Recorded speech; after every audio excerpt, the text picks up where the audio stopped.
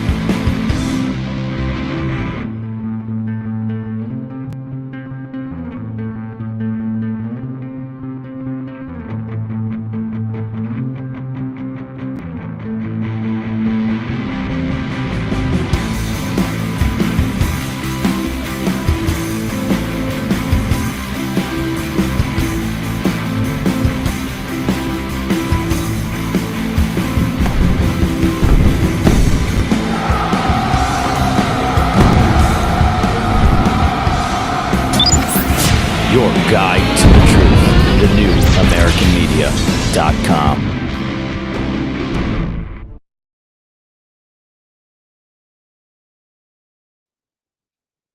Thank you for joining us today on the TNAM Daily Show.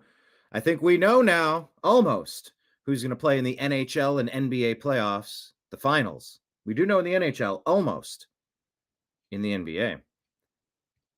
So we're going to talk about that and all of the other things going on. Make sure we are sharing on Facebook. Join our live daily show by clicking here. Perfect. Happy weekend, everybody. Thanks to everybody tuning in from all of the places. We can see you popping in. We will get the chat room running once it is populated, once people are jumping in. So please say hello in the chat. A lot are coming through on X. So drop your name, leave a comment. Hey, it's so-and-so from such and such. I love finding out where the show is being viewed. A million things to get into. So let's jump into it. I think the place I would like to start would be here. Let's do this. Share this screen. Kablamo. I don't know why I share ESPN. I don't know. I don't prefer them. Hold on. Who's getting security? Lance McCullers Jr.? Because he had a tough start as a pitcher. Oh, no. I don't know. Don't do that. Okay. Let's talk about sports. NHL playoffs bracket. Here we go. We know who will be competing for your NHL championship, your Stanley Cup trophy. I need to find my old photograph with me standing next to the Stanley Cup. It's hard to figure out where everything is these days, but Edmonton got it done. I guess it's a rematch from last year. Edmonton and Florida. Edmonton Oilers, Florida Panthers. That kicks off June 4th. So we got a few days, about 5 days before that begins. They're saying it's in Edmonton. Okay. And Florida's not favored, I suppose. Let's just click on home, what it tells you. Yep. Oilers win the West. Book a Cup rematch versus Panthers. Okay. Panthers-Oilers finals rematch opens as a toss-up. Okay, that's different from what the lady was telling me today. Oh, yeah, today. I had a little bit of work done. I have no more metal in my mouth. No more metal cavities. I'm a fan of that. But, whew, man, that jaw was open for like 2.5 hours. Anyway, in the lobby, there was a lady with a Florida Panthers jersey. And so we were chopping it up, and she said they're not favored, but it looks like it's about evenly favored. So good luck to all of you who celebrate. I don't particularly care all that much, but it is newsworthy. It is newsworthy, so I'm going to cover it because I'm a big sports fan. As I told you yesterday, the Oklahoma City Thunder, the 1 seed in the West, punched their ticket by beating the Timberwolves in a 4-1 series victory, best of 7. And unfortunately, my Cleveland Cavaliers lost 4-1 to the Pacers. Well, the Pacers could have closed things out, but they didn't. They lost to the New York basketball Knicks. Indianapolis still leads 3-2. Game 6 will be tomorrow. It's do or die for the New York Knicks, and it's a closeout game for the Pacers. Can they get it done? I'm rooting for them. They have never won a championship in basketball, and I'd like to see the city celebrate. That's not always how I choose to pick my favorite teams, but it is in this case. So keep your eyes peeled in the NBA. Go Pacers. I don't really care who wins. Thunder, I mean, they have had a very good team all year. I wish my Cavaliers could be competing against them. I thought we'd have a good shot, but man, we got bullied. We got manhandled by the Pacers. The refs didn't really help. But you know, ties go to the aggressor. If you're playing tough, I mean, force them to make the call.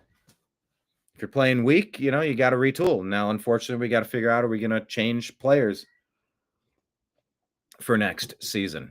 All right.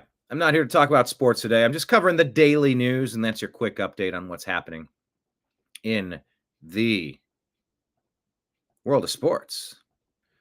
Let's find out what's happening in the world of politics. All right, so check this out. 6 people, including a USDA employee, has been busted in a $66 million food stamp fraud scheme. I've seen this reported multiple places. Arlasa Davis, a USDA employee responsible for identifying SNAP fraud, allegedly sold hundreds of EBT numbers, enabling over $36 million in fraudulent SNAP redemptions at unauthorized such and such. Food stamp fraud and bribery. When you create these schemes, you create the potential for fraud. You create these programs, it creates massive potential for fraud. So, you know, where handouts exist, fraud will ferment. Ferment. That's a brutal word. I mean, are you surprised? Is anybody surprised? Now, look, I watched. Did you see this? Video compiled from satellite tracking of global plant photosynthesis patterns. Modern Notoriety is the site. It's saying that Earth has a heartbeat. Now, I don't know exactly what I'm looking at. I mean, these could be wind patterns. I'm saying Earth has a heartbeat tracked by plant photosynthesis patterns. Some of the comments, everything is alive. I thought that was kind of cool. Plant breathes in a way, especially noticeable in the seasonal carbon dioxide cycle. Spring, summer, northern hemisphere plants absorb carbon dioxide, and global carbon dioxide levels drop. Fall, winter, leaves die, decay, and that releases carbon dioxide, and the global levels rise. This rise and fall of carbon dioxide is so regular that scientists call it the breathing of the Earth. It's like a planetary pulse, and it's visible in atmospheric data collected by observations like Mauna Loa. That was a comment from Crispy Cuba. Anyway, I just found that interesting. I'm no scientist. I'm not going to verify that for you, but it looked interesting. So we put it on our The New American Media Instagram feed. Oh, by the way, for anyone who's not following us in all the places, please do so. At the bottom of your screen, you'll see that the New American Media is on Instagram, Facebook, Truth Social, Rumble, Odyssey, Twitch, Kick, D Live, and YouTube by searching the New American Media. We're on Telegram and Signal at TNAM and TNAM Chat. We're on X at American_Media_. Subscribe to our podcast at the Agree to Disagree Show on Spotify and Apple. Whoa, okay, here's some stuff happening. They're shifting to stories while I was doing that. Let's go back. We can start pulling up the comments now. I see. Hello, Kenneth. Good to have you, sir. Hey, Nashville Mayor Freddie O'Connell. They're saying that their office doxed the names of ICE and DHS agents and then claimed it was a mistake. Son, Wake Up America. What the hell's going on here? Looks like Mayor O'Connell was involved in some sort of obstruction or the harboring of criminal illegal aliens in the great city of Nashville. But also just last night, his office put out the names of Homeland Security investigators and doxed our ICE enforcement officers. They claimed it was a mistake. There's zero chance it was a mistake, and there will be repercussions. Our ICE enforcement officers are already facing a 400% increase in assaults against them. And he's essentially handing over intelligence to these criminal gangs so that they can target our ICE enforcement officers. It's wrong, and it's beneath the city of Nashville, and I hope he will face consequences. Wow. It looks like Mayor O'Connell was involved in some sort of obstruction. I mean, if this happened, it's not wrong. She said it's wrong, and she hopes to face some repercussions. No, this is treason. You're selling out your people like that? No. If it happened, I don't understand why arrests are not happening every day. Every day we should be waking up to 20 new arrests. The stuff that these traitors have been up to ruin our country. It's just, I have a hard time even speaking about how absurd all of this stuff is. Sounds like treason to us, aiding the illegal gangs who are evading ICE. So I put this out here as a compilation video, TNAM Preparedness. It's one of our many groups on Facebook. Find it, TNAM Preparedness. It's been very rainy, very windy, hasn't it? Just check this out. That is a trampoline flying over a house. That's somebody's luggage being blown all the way away from us. There's music. I gotta mute the music. That dude's sailing on that parasail, trying to keep it. That dude tried to jump and hold on to it, fell down. Grab the string, did it make a difference? Oh, look at all that fluid. Ew. There was a kid in that ball. Wow. It was flying in the air. That one just launched like a spaceship. Same with this one. So I guess, look, I'm big on preparedness. Maybe that was because I was raised as a Boy Scout, Cub Scout, Weeblo, whatever all those things were. We blow all right. Anyway, just something to be prepared of, something to be aware of. If you have a trampoline, tie it down. If you got something like just, you could drive some stakes into the ground. It doesn't corkscrews, and there's ways that you can anchor stuff that is easily liftable in brutal storms. So just maybe consider that you're not going to be as immune to weather situations. And just be aware of stuff like this. Just be prepared. Like, look at this. Ah, these cards. No. Damn. Yeah. Oh my There goes the bouncy house. Oh. So if you're in a, don't hang out in a bouncy house if it's winding too much. All the furniture, yikes.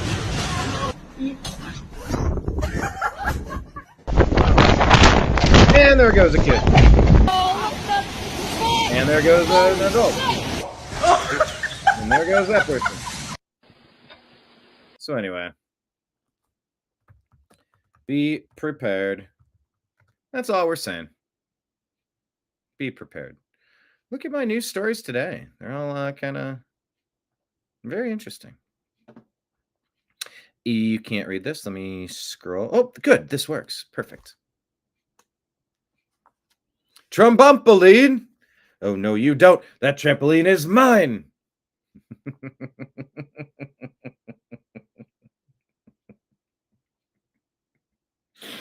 The Simpsons. Expired jars of mayonnaise from Operation Desert Storm.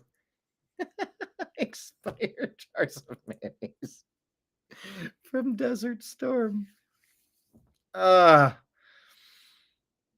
that's so funny. Okay.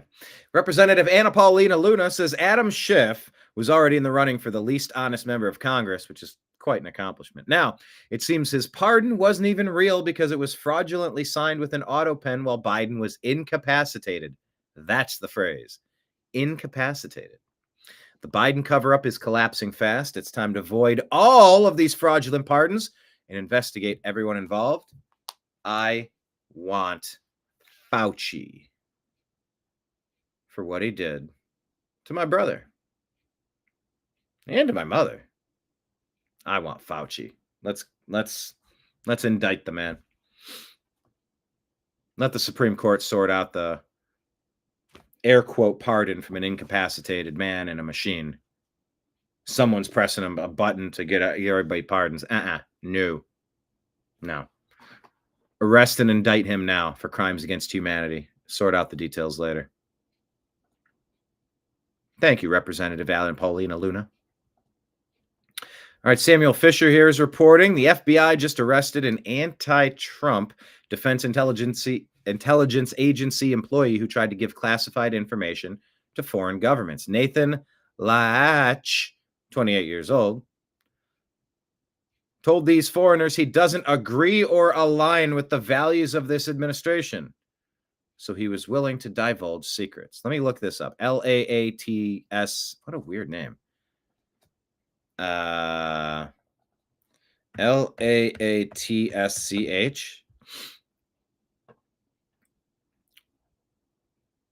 Mugshot of Nathan Latch, anti-Trump employee at the Department of Defense, tried to leak data to Germany and got busted. Let's get him for treason. Actually use the law and give the max sentence. Alexandria Sheriff's Office. Okay, Nick Sortor reported this. Great job to FBI for weeding this traitor out. An IT specialist with the Defense Intelligence Agency, DIA, arrested for attempting to transmit classified national defense info to an officer or agent of a friendly foreign government. Nathan Villas Latch of Alexandria, Virginia, arrested in Northern Virginia, worked in the Insider Threat Division. Oh my God, he worked in the Insider Threat Division, and he's the biggest insider threat, holding a top secret security clearance. Good God. In March, the FBI received a tip, according to John Basham's report.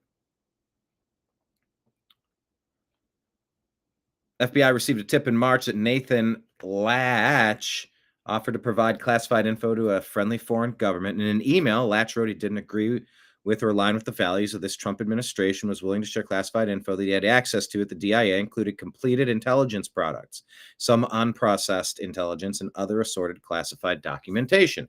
The FBI set up a sting and had Latch deliver classified materials to undercover agents. Wow. Treason. Okay. So for the where are the arrests crowd, it's happening. It's finally happening. Yeah, not Anthony Fauci, Anthony Fauci. I'll take that. That works for me. Please hit like and please hit subscribe. However, all of you are watching today. Thanks for being here. And our tip jar is at the bottom of the screen here on Patreon at the New American Media. It's the end of the month, so that's going to bill tomorrow.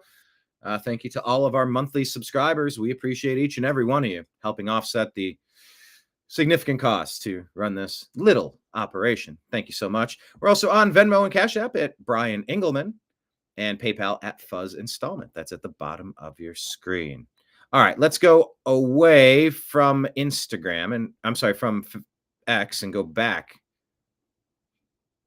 to, there we go. Off of X, back to Instagram is what I'm trying to say. Perfect.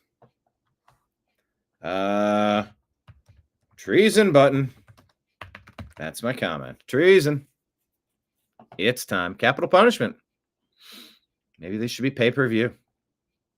All right, let's listen to Treasury Secretary Scott Bessent putting it perfectly. Talking with Brett Baer of Fox News. On the other side, we're going to deliver a better product to the American people. Because Brett, I lived in New York, I lived in Florida, and state of New York spends about $235 billion a year. State of New York spends about $235 billion a year. State of Florida spends about $125 billion. Both states have approximately the same number of people, but Florida doesn't have an income tax. And I can tell you, having lived in both, it's better not to have an income tax, and Florida gives better services. So we want the U.S. to be more like Florida, less like New York. I want to ask you just two quick. On the other side. Yeah, we said make America more like Florida and Texas and less like California and New York.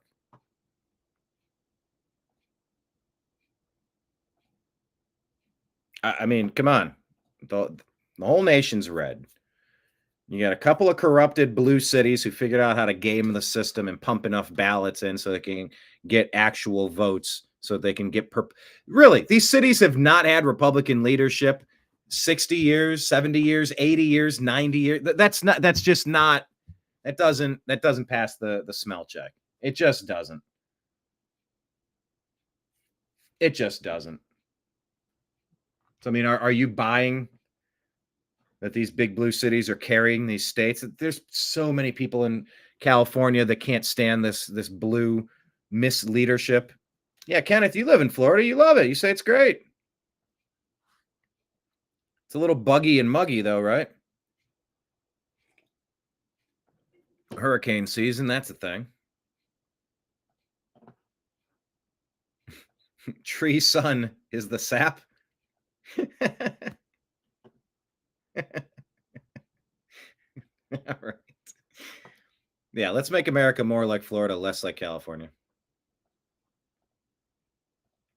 Eric Daughtry reporting here. Can I see this? Let me share the screen. Yep, there we go. This is working better today. I don't know what changed, but I'll take it. Holy smokes, a U.S. intelligence employee arrested for trying to send national defense info. He was willing to do this because he didn't agree or align with the values of Trump. But here's the point Eric Daughtry is making, very important. There are thousands like him in the deep state. Thousands like him. Gotta root out the treasonous actors. That's what I'm typing. Out the treasonous... Wait. Treasonous actors. Mess around and find out. All right. Peter Ducey for the win. This is how you need to be handling these press conferences. By the way, we put in for press conference credentials. Still waiting for our approval. Hello, Carolyn Levitt.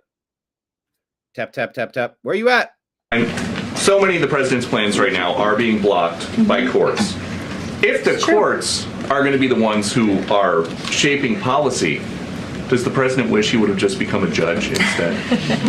I think the president would take this job over being a judge, and certainly the president is acting within his authority. He wishes judges would do the same. But so the courts are basically telling you guys they think that the White House's policies, the president's policies, are in some way against the law. So why can't President Trump ask the Republicans that control the House and the Republicans that control the Senate just to make a new law? Well, these laws have already been granted to the president by the Constitution and by laws that have been previously passed. I'll give you another example. For instance, we've been blocked in court for the revocation of visas. Caroline, so many of the president's plans right now are being... All right.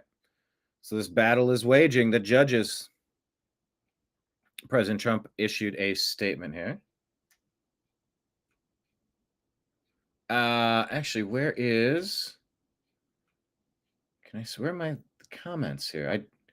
I see I have a comment, but I can't see it on Rumble. Why can't I see the comment? I'm supposed to be able to see live chat. It's not showing me, but I got the notification. I want to acknowledge it.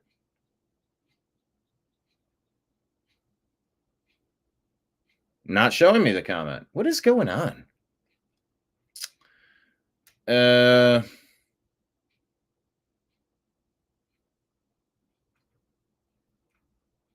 McBride just posted a comment, so I'm trying to read it. Why can't I read it?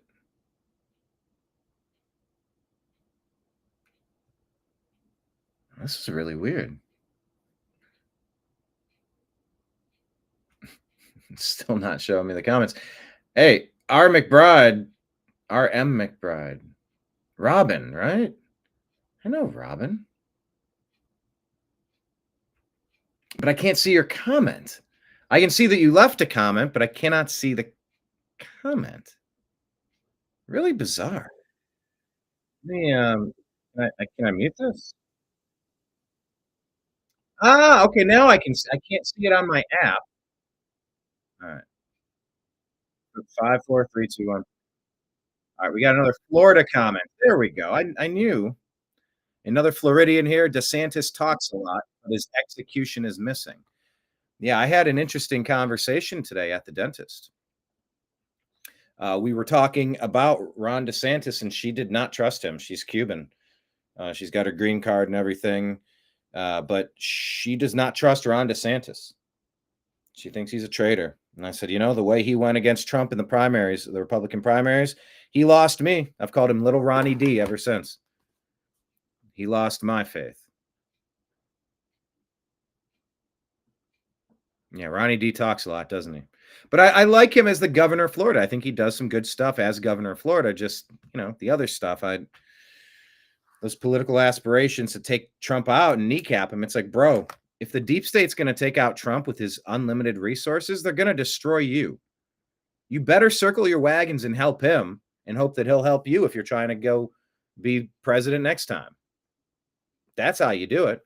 Anyway, President Trump said the U.S. Court of International Trade incredibly ruled against the U.S. of America, United States of America, on desperately needed tariffs. But fortunately, the full 11-judge panel on the U.S. Court of Appeals for the Federal Circuit Court has just stayed the order by the Manhattan-based Court of International Trade.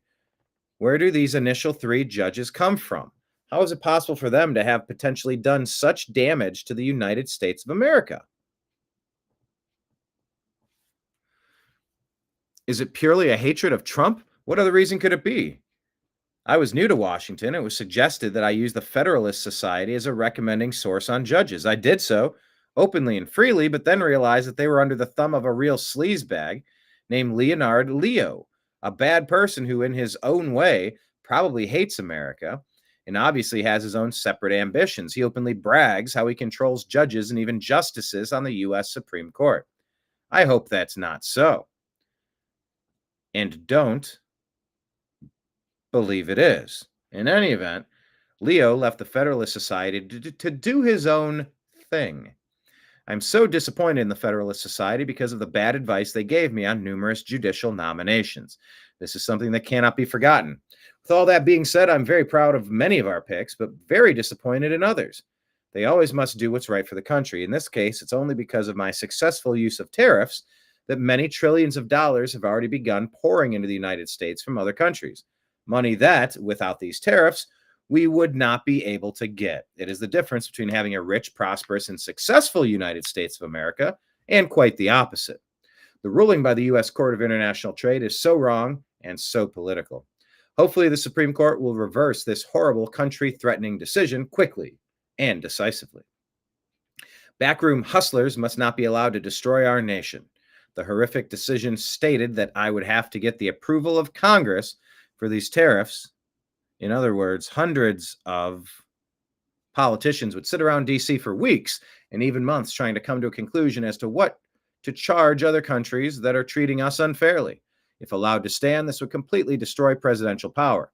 The presidency would never be the same. This decision is being hailed all over the world by every country other than the United States of America.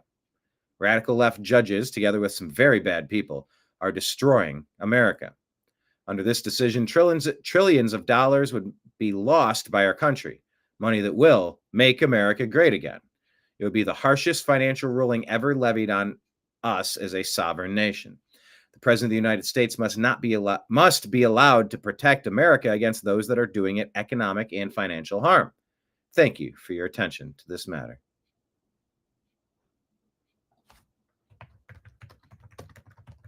I'm just going to say thank you, President Trump. You know, he was elected to lead. Got to let him lead. This is a report on Fox News talking about Health and Human Services, RFK Jr., in a report from 2021 about the risks of taking the COVID jab. Reason looking back on this, that Laura Ingraham. Healthy adults needed the COVID vaccine. You know, we still don't know if any young, given healthy, the risks. Given the risk of, the thing is, we have not gotten full elucidation of the risks of these mRNA vaccines. Hundreds of thousands of people have claimed that they've been vaccine injured. I take those concerns very seriously. What are we doing about that? No one has really looked into it. We're going to start a big national study. RFK Jr. has told us he wants good gold standard science, big, giant data reviews. But when you have a condition, a virus that has, almost no impact on severe illness in young, healthy people, that was a group that now, in retrospect, they needed the virus, right? I mean, we said this in 2020. You need to get the virus, and you have to get the virus, and you have to get your herd immunity or natural immunity. And Fauci was downplaying that the whole time. Well, you come to today, we still have people saying Fauci was downplaying it the whole time. They knew. They were lying to us. They were pushing an agenda to make as much money as possible. There might be ulterior motives there, by the way. Under duress, I have to put this on the screen and tell you that there are countervailing views on health and elections. Go to cdc.gov, who.int, and cisa.gov/rumor control for everything about health and elections. Fauci's been full of it from when he said masks don't do anything. Donate all your masks. You know what? Masks are super important. Everybody needs the mask. Hey, this thing, it's from a wet market. Yeah, that's a ticket. Don't blame me for getting gain of function going again in Wuhan, China. Pushing something that he had a personal monetary stake in, allegedly. Friggin' Fauci. saying they still need to get vaccinated each year. And believe it or not, that's a dogma that still looms large to this day. And yet, any reason looking back on this? Indict Fauci button. I don't know what we're waiting for. Sort out the details later. Just get the indictments going. All right, here's an undercover journalist. Here's James O'Keefe Media Group, or the OMG.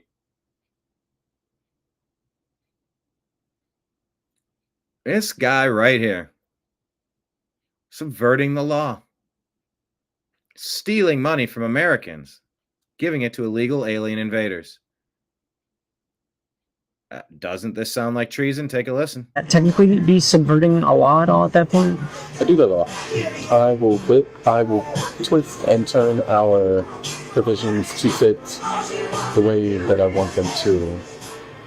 So whether it's a law or not, I don't know. Because I don't care actually.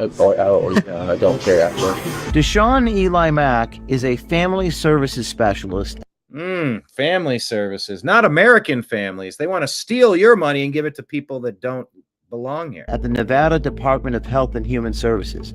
Now, his job is to help American families get support like health care, financial aid, and counseling. But he told our undercover journalist that he helps illegal immigrants stay in the country and get medical help, quote, all the time. While on what he thought was a date with our reporter, Deshaun said that he gets benefits for illegal immigrants from Cuba and Mexico. He says he gets them, quote, emergency medical all the time just because I want to, close quote. So, just because I want to. These are American dollars for American citizens. There's so many American citizens who are struggling. So are you able to help undocumented people, like, with assistance to stay here and like get medical help and all that stuff? We do it all the time. Unfortunately, after Trump got elected, we had a sharp decline in our Cuban clientele and our undocumented clientele that just weren't coming in. Because they didn't want to get found out? Correct. And a few times we and my coworkers have had to explain to them we would never call us. We do not hold with them ever. Now there's music in the background. I don't know if YouTube's going to flag this. See, that's the trick Antifa use. It like when they're committing crimes and stuff, they'll make sure they're playing loud music so that YouTube will take it down so you can't distribute the video. It's very sneaky, it's very shady, and YouTube needs to do a better job of not falling into that trap. But I digress. Anyway, they don't call immigration. I believe that is something we have on the books. We do not. All right, I'm going to stop it because of the forking music, but you get the point. Check out the rest of his report. Yeah, Unholy Hoax. What's up, Unholy Hoax? How are you? Damn those Dems. And Robin. Okay, so Robin started off on Rumble and then jumped over here. Yeah, it's a double-edged sword. Like, I make money by you watching on Rumble. If the ad plays, it's like tossing a penny into the wishing well. With enough pennies, you get a couple bucks. With a couple bucks, then it could turn to 10. It could turn to 20. It can start to add up.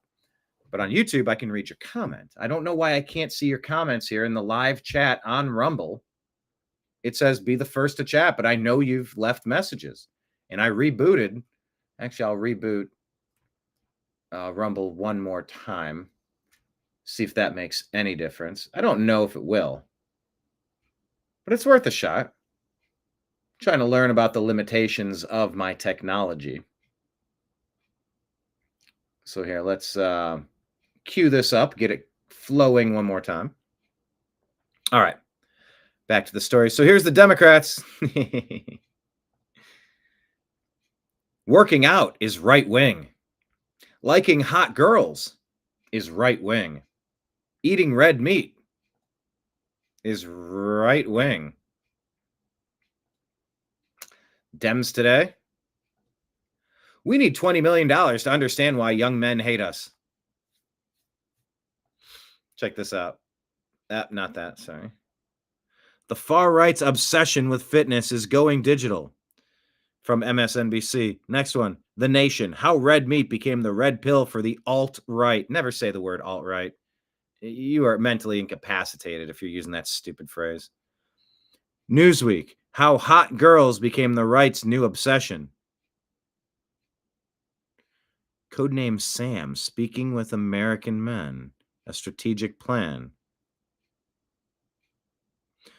New $20 million effort obtained by the Times aims to reverse the erosion of Democratic support among young men, especially online.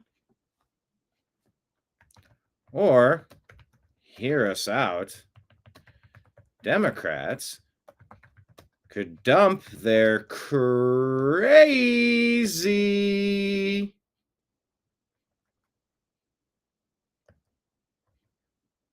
policies and actually act like cool Americans and maybe a few cool dudes will drift back toward their dumpster fire of a political party. Did I not spell political? ITIC. Oh, political. There you go. Political party. That's my comment. Yeah, they're funding influencers to try to get young men back to their party. It's like, your party blows. Your party is awful. The Democrat Party needs to be, almost every person in leadership of the past 20 years needs to be indicted for treason. I'm not just saying that to be hyperbolic or shocking. Legitimate treason from Hillary Clinton, Barack Obama, Joe Biden, go down the list. Pelosi, Schiff, Schumer, all of these cats. They hate you. They hate us. They hate this country. Eating hot wings? That's a paddling. Paddling the school canoe? Oh, you better believe that's a paddling. Eating hot wings? That's a far right conspiracy. Yeah, everything. Everything normal is weird to the Democrats. Anyway, here's JD Vance reminding people that you might want to consider voting for him in 3.5 years for president. Massive electoral mandate. And so it's always interesting to me, these people say that we're threats to democracy. What they mean by a threat to democracy is apparently when the American people vote for somebody they don't like. That's not a threat to democracy. Whether you like or dislike the that's not a threat to democracy. That is democracy. President the people elected. But we're a constitutional republic. That is the fulfillment of democracy when that president tries to do what he needs to do. Now, there are some issues here because I think the way that they talk about President Trump in particular, look, I think it actively encourages violence. And you've seen a rise of left-wing political violence. Of course, you had those two people murdered outside the Jewish embassy just last week. Of course, President Trump almost lost his life during the campaign back in June. So you see this escalating political rhetoric. And I think I'd say to Liz Cheney or Michael Luttig or any of these other crazy people, why don't you just pump the brakes and calm down? Because you're going to get somebody hurt. If you think that our policies are bad, argue on the policies. Try to persuade the American people to vote for somebody else the next time. Don't engage in the kind of rhetoric that I think promotes violence against the President of the United States. And I think a lot of them are doing exactly that. A couple more quick. On a massive electoral mandate. And so it was a massive electoral mandate. It should have been bigger. We said elections have consequences. Move faster, indict more traitors. Yes, the deep state Democrat Party is the party of political violence, and they need to be dismantled and completely sued into oblivion and destroyed. Comment here. Kamala could never speak like this. So succinct, so quick. No riddles here. And yes, a reminder, we're a constitutional republic, not a democracy. We know.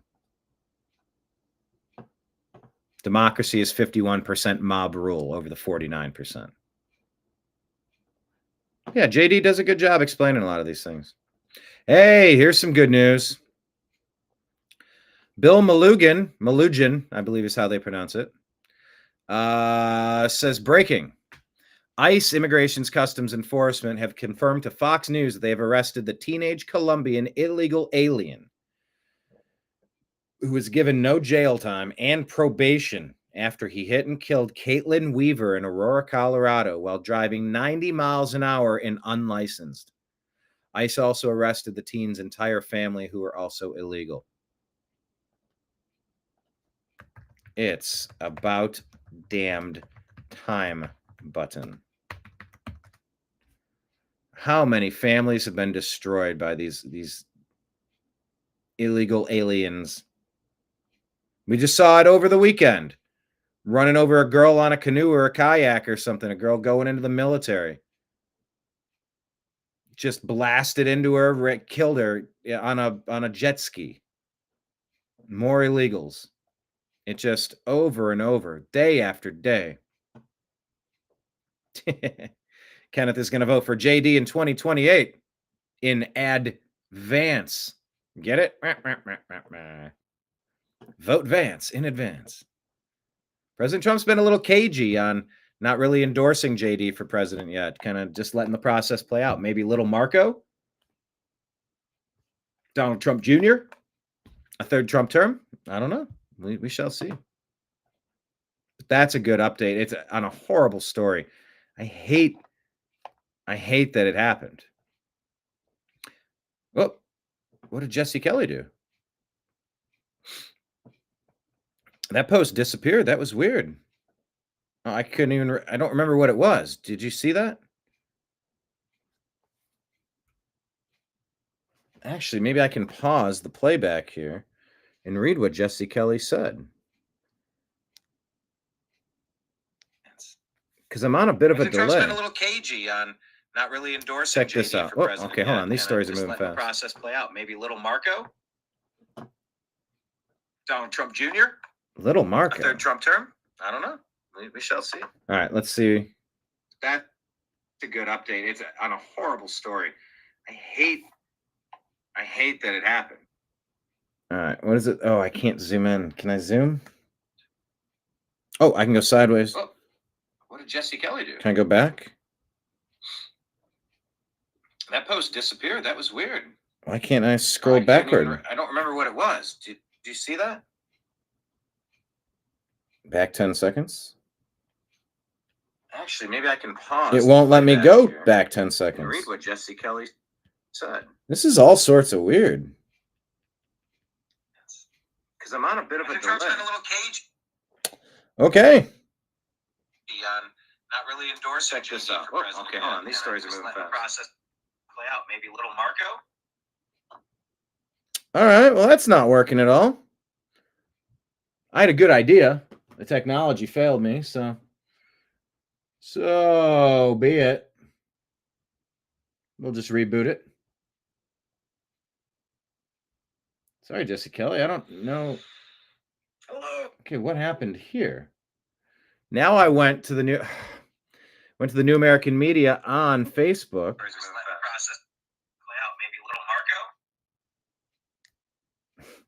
I don't know what's going on. It's not live. Close all. Disconnect, reconnect. Facebook.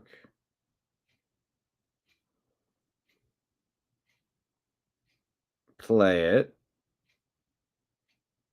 Switch to the New American Media. No, I'm good. I'll just go to the New American Media. All right. We're back. That was a weird detour, folks. Who's going to run in the 2020 presidential election? Marco or Polo? Robin McBride saying, I keep hearing J.D. Vance is going to make an untimely demise. What? I actually expected it to occur prior to the election earlier in the year. What? What are you hearing and who are you hearing that from? You mean they're going to take him out? You know, I was obviously fearful that they'd take Trump out like they tried to do in Butler. And then we'd be stuck with JD, who famously wasn't a Trump fan in the beginning. He believed the lying legacy media. And it's like, I had concerns about that because, frankly, how dumb do you have to be to believe the lying legacy media in 2024? You know, like, seriously, who believes? Come on now. Seriously, who throws a shoe? Who would believe the lying legacy media? Anyway, here's Woody Harrelson talking about Bobby Kennedy Jr., the Health and Human Services Secretary. Countervailing views on health and elections. CDC.gov, WHO.int, blah, blah, blah, blah, blah, blah, blah. Countervailing views. Here's Woody. As a left-leaning hippie Texan, maybe it is in my nature to be somewhat rebellious. Yeah, there's music in the background. But I can't help but wonder, in spite of all of the criticism Bobby Kennedy Jr. received. Doggone it, there's music in the background. And there's no captions. But Woody says, in spite of all the criticism Bobby Kennedy Jr. received for encouraging us to be somewhat skeptical about these rushed COVID vaccines, what if he was right? Are COVID vaccines riskier? They ask. News says teen equestrian star hospitalized. Thousands believe COVID vaccines harm them. Is anyone listening? New York Times. State Surgeon General warns young men COVID vaccines pose a high risk. New York Times. John Hopkins scientists and medical celebrity Pfizer vaccine caused something. Camilla Canepa died after a first vaccine dose. COVID vaccines. Telegraph may have helped fuel a rise in excess deaths. Report reveals Pfizer shot caught avalanche of miscarriages and stillborn babies. People magazine new study shows C-19 vaccines cause mental changes. Pfizer exec concedes COVID vaccine was not tested or on preventing transmission before the release. This is article after article after article. Maybe. So, what if Bobby and the rest of us were right all along? What if we demand the right to sue the people responsible for lying to us? You know, they got that nice little carve out where they can do whatever they want, but I don't think that carve out for the blanket protections for their medicine, their jabs, I don't think the blanket protections actually work if fraud is involved. If you're intentionally cooking the books, intentionally manipulating data, you're in the act of fraud and you don't get your blanket liability protection. Look, if I were Bondi, Patel, or Bongino, indict them now. Get Fauci now. Indict them for this shit immediately. Sort the details out later. And say, you committed fraud by withholding relevant information. Therefore, your arrangement with us to have liability protection, no more. Absolutely no more. I would love to see that. Would he or wouldn't he? Yeah, I think I told you yesterday that I had Woody Harrelson weed in my vehicle. Well, I was riding with somebody in college and we went and picked somebody up. It was a MTV person. They were speaking on our campus. And when he got in the car, he's like, check this out. And there's this big, lumpy, big-ass sticker. And he ripped it open, and the whole car reeked like the biggest weed you've ever, like you almost got a contact high just by smelling an unlit herb. And he's like, yeah, this is Woody weed. He's like, I put 2 stickers on it so you can fly with it. Nobody smells it, and you just pass through them. Like, all right, Woody weed. Hello, Sparks Coach. How are you? Don't recall you commenting before, so it's like I ask everybody, all the regulars that step into my bar, where are you watching us from today? We have Kenneth and Robin down in Florida. Our other regulars pop in and out, and they're from all over the place. Curious to find out where you're from, Sparks Coach. But, I mean, you're rightfully saying it's way too early to lobby for 2028 candidates until more information comes to light. That's fair. That's fair. And it's okay for President Trump to be cagey. He's got 4 years. You got 4 years. So anyway. Yep. Woody Harrelson asking, what if Bobby Kennedy's right? All right. Here's a nice warning from C3. This is a warning to any Republican that tanks the Trump agenda or Doge cuts. You know how we got Hageman? Yeah, Hageman's pretty good. Yeah, she's the opposite of Liz freaking Cheney, who couldn't get 29% of the vote after she turned traitor and went against President Trump. Liz Cheney, for her fake J6 scam, yeah, she needs to be indicted for treason. Do it. Do it now. No, Liz Cheney. From the Babylon Bee, White House asks a judge if there's anything the president is actually allowed to do. What would the judge say? Is the president actually allowed to do anything? I don't know. Story at 11. We are Breitbart put this out here. The fentanyl production, let's see if there's any more attached to this. No. The fentanyl production by the CCP, I firmly believe, is their way of killing tens of thousands of military-aged men and women in the United States of America, says FBI Director Kash Patel. By the way, right at the time where you flooded America with 30 million illegal alien invaders of military age, fighting-aged men from parts unknown, sleeper cells, Manchurian candidates, ready to activate and attack us at any point. At the same time, they have fentanyl killing tens of thousands of American men and women, fighting age men that could be protecting our country. Seems very intentional. Liz Cheney, Liz in chains. See? Wouldn't that be great? Fingers crossed. People. MSNBC. MRC Newsbusters puts this out. Journalists are pleading innocence, claiming they just missed Biden's obvious mental and physical decline. Funny. They had no issue falsely diagnosing President Trump with mental illness, dementia, early onset Alzheimer's, and heart disease. Here are the receipts. Closest Donald Trump during the campaign, saying he's got early stage of dementia. He repeats the same stories over and over again, and not a single person who works for him doesn't know he has early signs of dementia. People are. There you go. Morning Joe tells you. You better believe that. Yeah. I've never seen a president work harder to get things done than President Trump in the first few months of this second term. I've never seen a more hardworking president.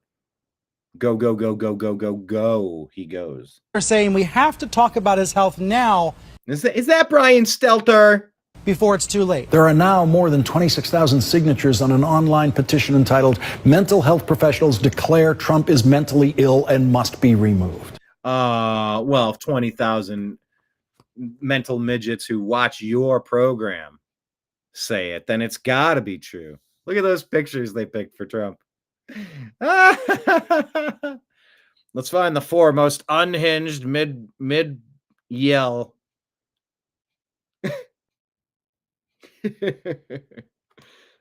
Yeah, please. That's a great point here. Stop calling them journalists. They're members of the leftist propaganda machine. Some thought he might be suffering from early Alzheimer's. It makes me recall people who are in the early stages of did they, Ana Navarro? Alzheimer's. There have been reports that the president has forgotten names, that he's repeating himself. Are you ruling out things like early onset Alzheimer's? Are you looking at dementia-like symptoms? Are we watching the beginnings of dementia? People suggest that dementia is setting in. Who knows what the story is? Limited cognitive ability. This is what you talk about in a dementia case. The White House getting very defensive today about the president's health. That was Mr. Thrill Up Your Leg, by the way. Does the president have heart disease? Does the president have heart disease? Does the president have heart disease? So the president has heart disease. The president has heart disease. There's been so much speculation about the unusual trip Trump took to Walter Reed last weekend. Trump says he went for a very routine physical because he had extra time. But does it all add up? It quickly led to rumors he had a heart attack. We all know that there's something going on. We all know that this is some cover-up from the White House. Trump wouldn't be the first president to hide health issues. Is the president of the United States... Are you gathering the relentless media attack on President Trump for... I don't really see what they saw.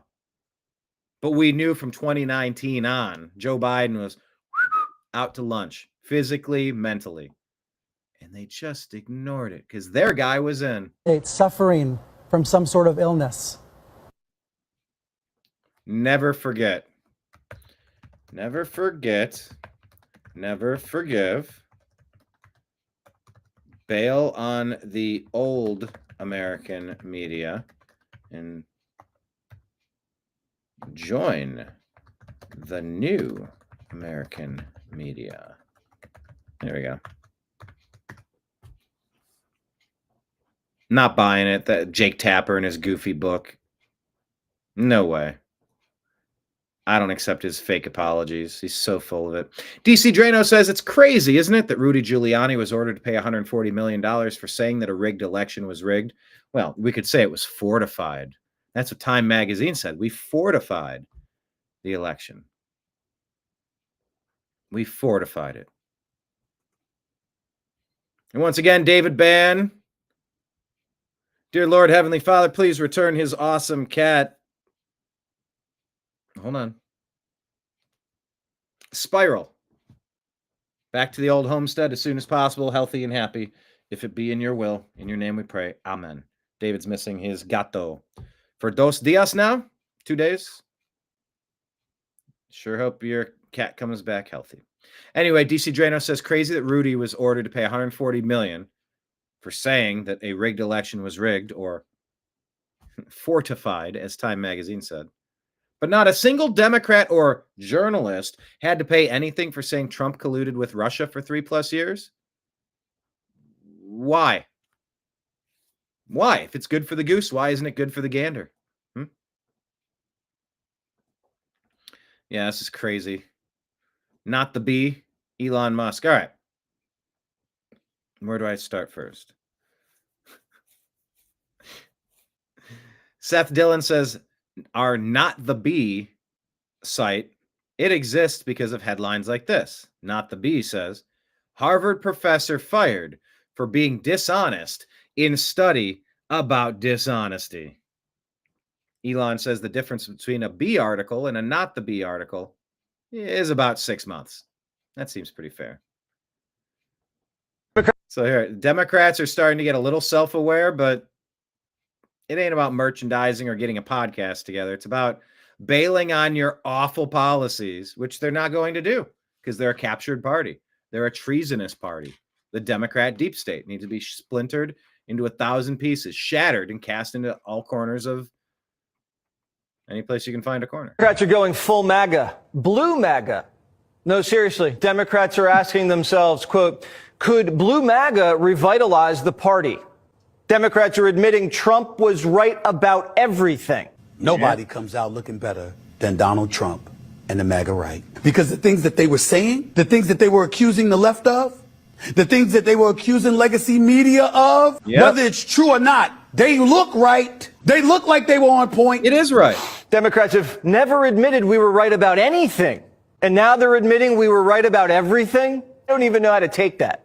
It's never happened before. We're all saying, you got us. We lied. Democrats just spent 4 years arguing that the border was fine, inflation was not a problem, and Joe Biden was up to the job.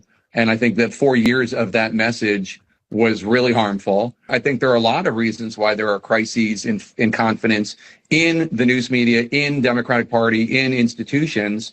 And I think all of it needs to be hashed out, acknowledged, and discussed.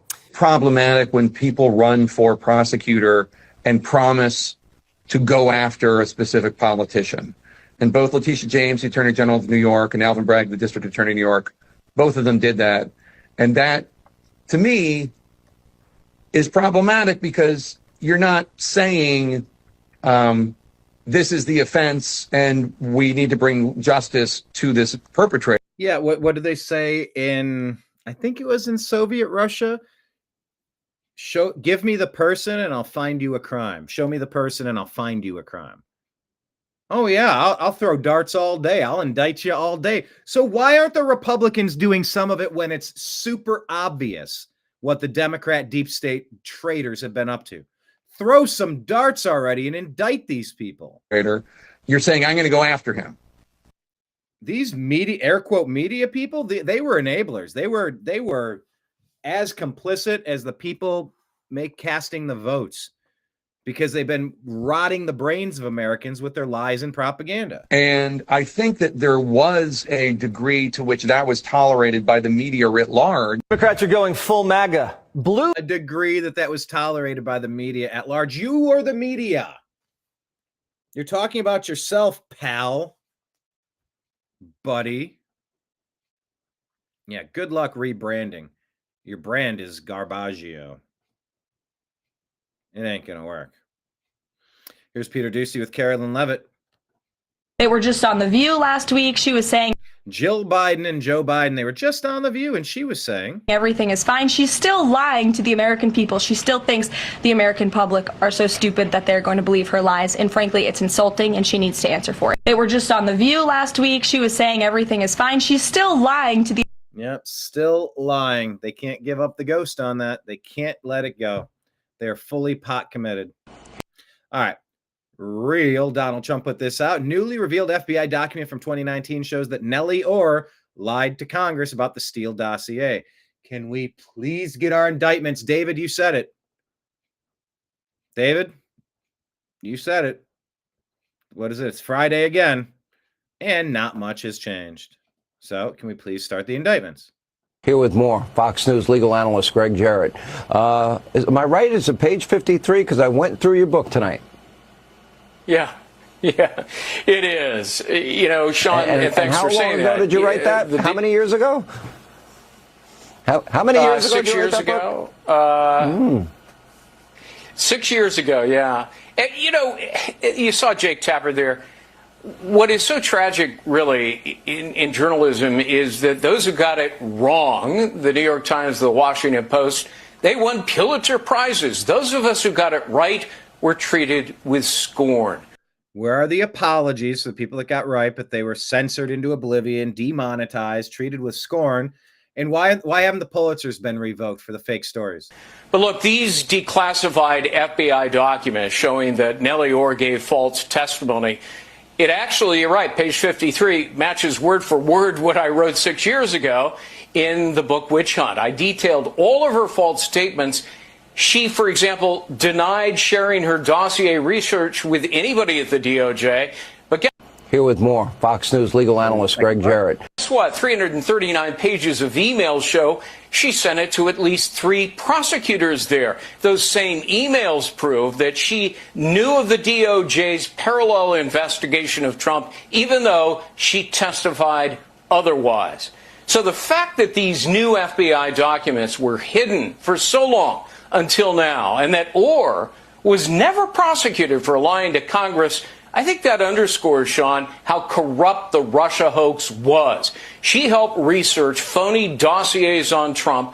Then she meets secretly with Christopher Steele at the Mayflower Hotel, 9 a.m. July 30th, 2016. And the very next day, Crossfire Hurricane is launched against Trump by James Comey's FBI. No legal basis, no credible evidence. It was crooked top to bottom. And Comey knew that collusion was a complete fiction from the outset.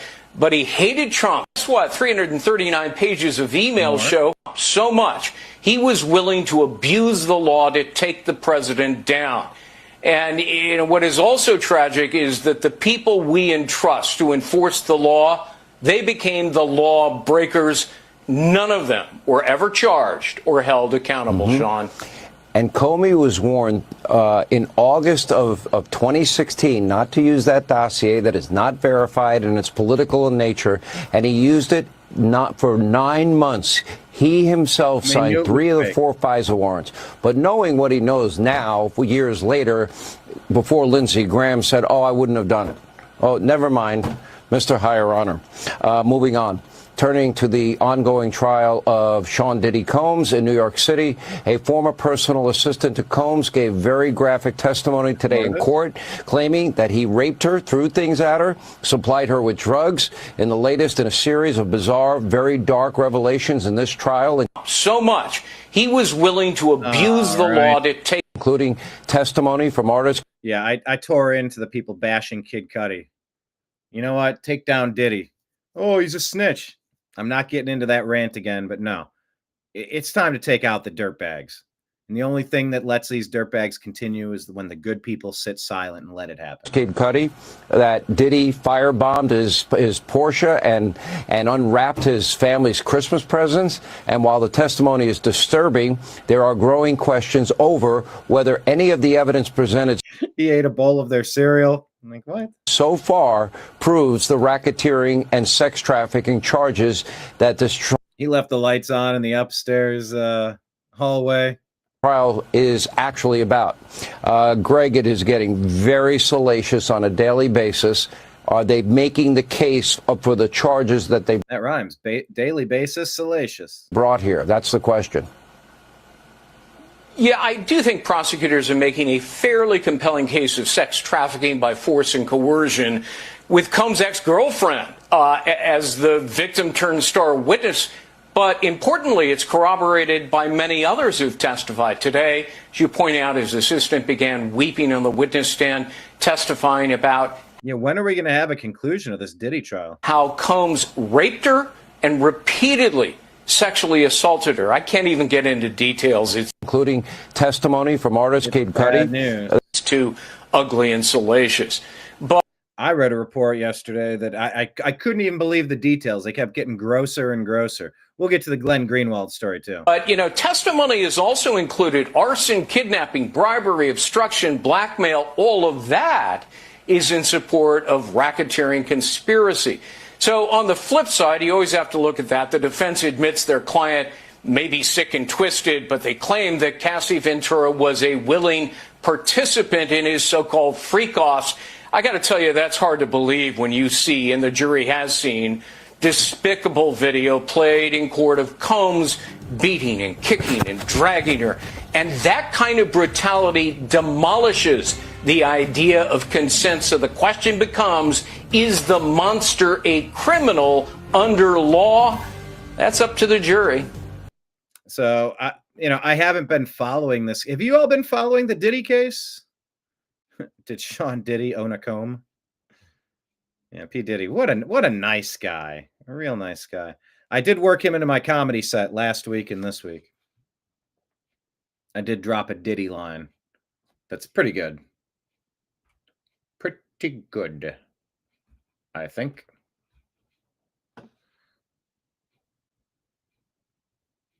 All right. Let's continue on.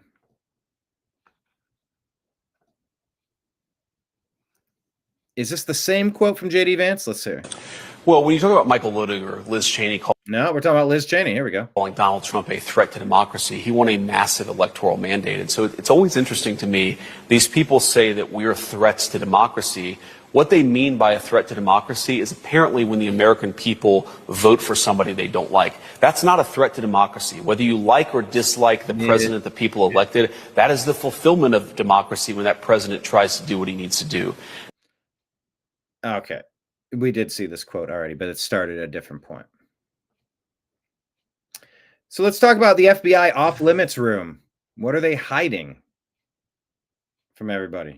Yeah, absolutely. This is completely outrageous. Former FBI agent Steve Gray joined Stinchfield on Real America's Voice. I mean, this goes against every type of evidence rule that we have within the federal government. We have evidence technicians who take care of this evidence, who log the evidence. They take care of the evidence when the evidence leaves and when it comes back. That way we have a chain of evidence and we know exactly where that evidence has always been. To have a room where they're hiding evidence it's just completely criminal. And really, people should go to jail for this. They need to take a hard look at this. You want to talk about deep state? This is the ultimate deep state. This is the thing that the American public has been crying about. The fact that the FBI, the premier law enforcement agency in the world, is hiding evidence in a room somewhere within the FBI. And this is exactly the problem that we have today with the FBI. Yeah, absolutely. This is completely outrageous. I mean, let's see if anything's done about any of this. What are they hiding? Comey's on. Okay. These people have got to go down. Here's Mayor Bowser. Here's another one. Asking this question at Scott Taylor 7 News because your office hasn't answered it. Can you explain why no department in the district has a copy of your travel expenses for your trips to Miami in 2022 and Dubai in 2023? And why did you exclude them from your financial disclosure records? 7 News would like to know, how can any big city mayor fly all over the world on official business and not keep clear records of who paid for it? Asking this question at Scott Taylor 7 News because your office hasn't answered it. Can you explain why no department in the district has a copy of it? So, she's entitled to her defense here, but good grief. Bowser was with Pelosi in turning down those 10,000 national security troops that President Trump asked for when they set him up on January 6th. Oh, yeah, CISA.gov/rumor control will give you countervailing views to that opinion. They love Mariel Bowser. Miriam or Mariel? Mariel Bowser? Gentry Gevers reporting. Let me go back to the other screen. Biden administration failed to investigate over 7,300 reports of suspected human trafficking involving migrant children per HHS. Shame on the Democrats. Shame on Biden. Shame on all of them. Here's Scott Jennings calling shame on the people in our higher institutions and what they've been up to. It is obvious to me, and should be obvious to everybody, that China and other foreign countries are sending people here for nefarious purposes. And not only that, they're taking up slots in universities that could be taken up by American students. It's not just China, though. Look at what happened at the Harvard commencement today. You got people up there, again, with the anti-Semitism coming in from foreign countries. I don't understand why people believe that we have to continue to take in people from around the world. We don't have to take in anybody. If we want to take in people who want to assimilate, do it the right way, get their green card, get their papers, walk through the front door, don't sneak in the back door, don't commit crimes while they're here, don't go on public assistance stealing our money. We got plenty of Americans that need help, plenty of homeless, crazy people, that veterans and drug addicted, mentally ill. Like, we need to build our infrastructure and help our American citizens. We're not the dumping ground for any parts, well, from parts unknown. We're supposed to be selective in the people we're bringing in based on the value they can bring us. That's what you do. It's what every organization does when they hire for open positions at their company. It's what every sports franchise does when they draft a player to join their organization. It's what we need to do as a country. Who fundamentally either despise America, hate America, want to tear down the West, or want to spy on us. We don't have to do. Yeah, we've been letting spies come into our country, people that want to destroy this country. Enemy combatants. Do this. Thank God Rubio is taking the lead on this, because I think he's the right man for the job. It may not be all of them, but it's going to be some of them, and why not look at it? It is. Yeah, you got to look at them. Look at the weird look on this guy's face. I don't know. That was a really weird look. I spoke about Giuliani a moment ago. Here's Giuliani. Take a listen. Hey. I'm gone if there's You music. had this? You had this. Just open up to any page and you got a crime. I mean, we could play a game sometime. We could put it on. We could go like this. And let's see. That'd be a 1 out of 2 chance we come up with a crime. Oh, it might be a failure to register as a foreign agent, or tax evasion, or it could be money laundering. You're going to get a lot, or it could be massive bribery, or selling out to the Chinese, communists. Well, you had it for a year, this laptop. So Kristen Sokoloff says, America's mayor with a message for AG Bondi, dropping the hammer on the deep state, paging AG Bondi in case you forgot whose side you're on. Will Bondi, I said Bill Bondi, Will Bondi, Patel, and Bongino ever indict the traitors? Will they? I don't know. I'd love to see it. Checks on migrant children by Homeland Security agents stir fear. Agents are showing up unannounced to interview minors in what the government calls wellness checks. Critics see the visits as part of immigration crackdown. Stephen Miller says, so New York Times is now complaining that DHS is finding the missing children that the Biden administration handed over to smugglers and human traffickers. That's what the New York Times has a problem with. Homeland Security said many of the unaccompanied children who came across the border are victims of smugglers and sex traffickers. DHS is leading efforts to conduct welfare checks on these children to ensure they're safe and not being exploited. The comment here from Densfet says, however much you dislike the media, it just is not enough. Not nearly enough. Yeah, hundreds of thousands of missing kids. And doing wellness checks on these kids. Now the New York Times has a problem. Oh, it's stirring fear. What about the fear of these kids who are in the hands of God knows who? God knows what's happening to them. Screw you, New York Times. Oh, here's another Maryland man. U.S. Immigration and Customs Enforcement. This is shared by Real News, Just Facts. Says ICE announced the arrest of Alex Yanatan Flores Arce. Once again, just noting, more than 3 names for so many of these illegal alien invader criminals that are abusing Americans on our homeland. Alex Yanatan Flores Arce. see. Anyway, a 20-year-old Honduran national convicted of second-degree rape in Maryland. Officials reported that ICE Baltimore officers arrested Flores May 22. This happened after the Howard County Detention Center released him into the community twice, despite an ICE immigration detainer, according to officials. Convicted of sexually abusing a minor. Court documents claim 20-year-old. Anyone releasing poison into the community needs to be snapped up and indicted as well. Alex. This is poison. This isn't a human. This is a monster. Flores Arce, a Honduran national living in the country illegally, repeatedly hit his girlfriend when she declined sex. In one instance, locking her in a car, then violently raping her in a public parking lot in Ellicott City. In April, Flores Arce. Oh, it's a Maryland man. Oh, Maryland man. Pleading guilty to the crime and sentenced to 15 years behind bars, but a circuit court judge suspending the majority of that sentence, allowing for his immediate release. Howard County letting him walk free, refusing to honor a detainer request from ICE. This is something that's been like a reoccurring thing happening in Howard County.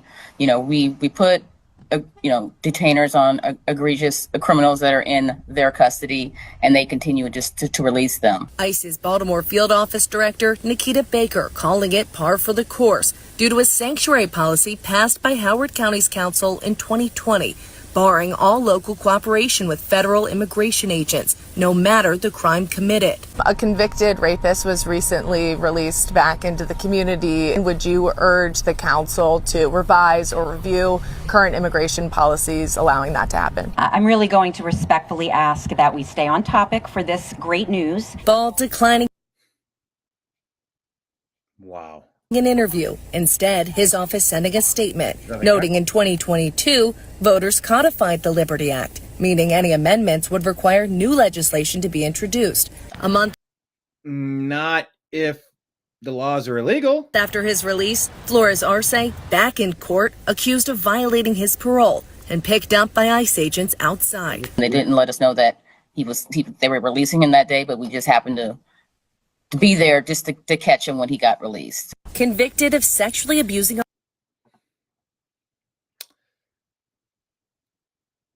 We said indict and arrest anyone who is releasing these poisonous illegal alien invaders into our community.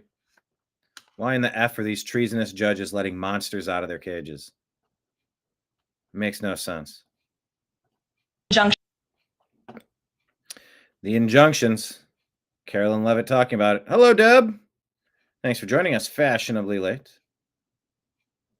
Yeah, the Lord will judge you, Judge. Yeah, well, here she is. She's going to talk about the injunctions and the judges. To paint the picture for the American people at home. These are not just talking points. These are real judges in the court of law who are trying to block the president's power and the policies that he was elected to enact. For example, a court ordered the Trump administration to return already deported terrorist aliens back to the United States. A court has ruled the Trump administration can't even temporarily pause our refugee programs. Courts prohibited the Trump administration from eliminating federal funding for child transgender surgery and mutilation, a practice that the American people overwhelmingly reject. A court also held that the Trump administration could not ban people experiencing gender dysphoria or mental health issues from serving in the military. Ridiculous. Courts prohibited the removal of transgender women from women's prisons despite potential physical harm to real women in those prisons, biological women. A Northern District of California judge issued an absurd ruling that the president cannot fire people within the executive branch without Congress passing a bill, even though Congress has expressly authorized the president through the Office of Personnel Management to authorize reductions in force across agencies. A court also ordered the Trump administration to rehire thousands of already fired employees in several cases. A federal judge blocked the Trump administration from defunding the Department of Education, another signature campaign promise that this president has the power to implement. Courts ordered the Trump administration could not eliminate funding for illegal DEI programs, hence the word illegal. These are illegal programs to begin with, and now the courts are trying to say this president can't roll them back. And a district court judge prohibited the president from issuing any categorical funding freezes. And then another court ordered on top of that the administration makes $2 billion of payments in 36 hours. These are just a few of the ridiculous orders that we have seen from lower district court judges every day, and we hope that the Supreme Court will weigh in and rein them in. But White House advisor Stephen Miller says it's judicial tyranny. Some people are calling it a judicial coup. You're saying you're responding to each and every one of these actions, efforts by these judges to delay or thwart the implementation of the agenda. But is there going to be anything more than that? Yeah, I mean, this has been an all-out assault. They couldn't get him on trumped-up charges. They couldn't take him out in Butler on the golf course, and they're trying to take him out with the judges. All right. All hands on deck, full speed ahead, whatever it takes to get these judges under control. It's necessary. Or is it just going to let this operation continue, even though it could delay everything for years until the presidency is over? The administration is operating under the directive given to from the president that we need to comply with the court's orders. He's made that very clear, but we're going to fight them in court, and we're going to win on the merits of these cases because we know we are acting within the president's legal and executive authorities. And thanks for being here. Gate junctions to. And thanks for being here.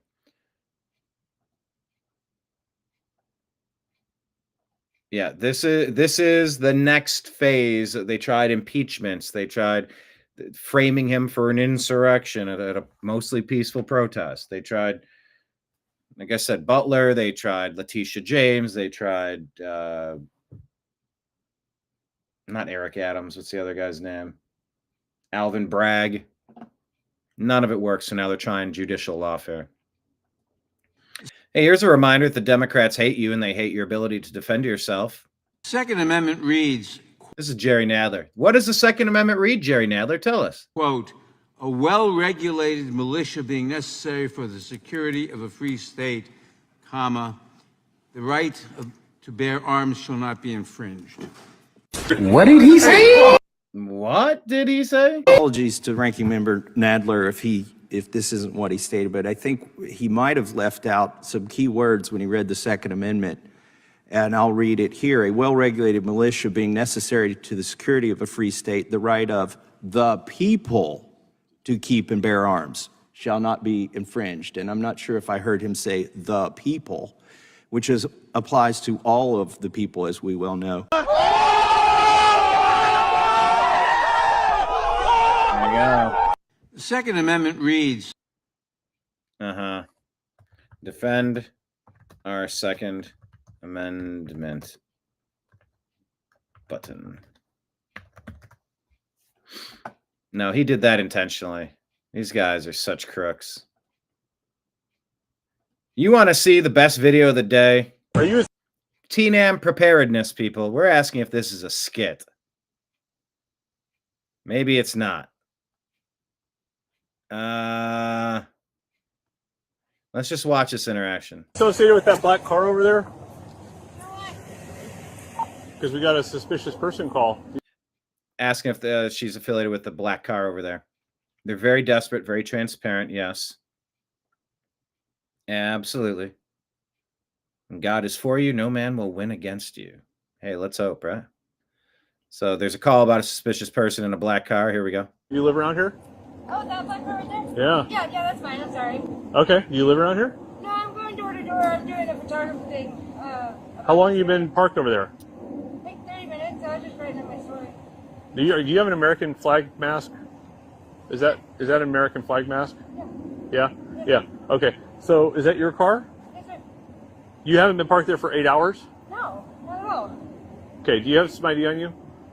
Did I do anything wrong? It's about to get towed. Yeah. Oh, well, I literally got here. I can show you. Do you want to give us your you have your ID or not? So you're being audio and video recorded. Oh, yeah. Is this your house? No, I'm going door to door. Do you see there no soliciting sign? Yeah, come on, step over here. How come you're dressed in a UPS uniform? It's a joke. It's about... Yeah, get your ID out. It's very funny. Sit down. This is weird. Do you have any guns or weapons on you? No. Put your hands on the stick. I don't Put your hands on the truck. I didn't do anything wrong. You're being detained. Sit down. Do you have any guns or weapons on you? No. Sit down. Otherwise, you're going into handcuffs. There's two ways to do this. This isn't Seattle. This isn't Seattle. I Get your ID listen, out. my ID is in my car. Okay. Put your hands right here. Okay, sir, I'm not... Put your hands on there. This guy's already had it with this person. They know something's off here. I'll tell you what you look like. You look like a prowler. What is a prowler? Put your hands on there. You're going to get dumped on the ground. You understand that? What is a prowler? A prowler is... What is a prowler? Someone who goes door to door checking to see if houses are going to be unoccupied. Daylight? Yeah. You're wearing a Yeah, a majority of these things happen in broad daylight, by the way. UPS uniform. You clearly don't work for UPS. Stop talking. You want me to answer some questions, right? So I'm explaining to you what a prowler is. Okay. That is a prowler. You're wearing UPS and you're not even UPS. I'm sorry. You've been parked there for 8 hours.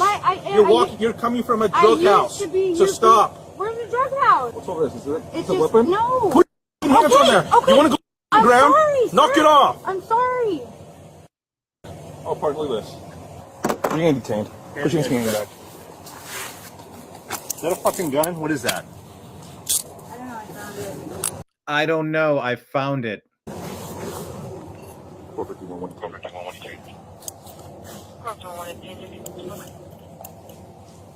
You done with your frisk or no? No, I'm not. Just felt something hard. I looked like a gun, and then apparently it was a gun. Are you a felon? No, yes. I didn't know that. Oh, look at that. A felon in possession of a I firearm. didn't know that was like a. Are you a felon? No. Yes. Look at that. A felon in possession of a firearm. Real gun. I've never seen I didn't know it was a real gun. a gun that small. I just found it, sir. I just found it, sir. All right. What are you doing?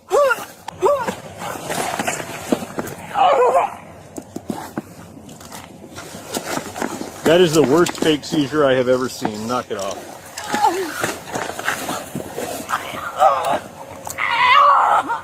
Snap out of it. You're having a seizure. I want to make sure you're okay. Stop! Breathe. Breathe. Oh, stop pretending. Are you associated with that black car?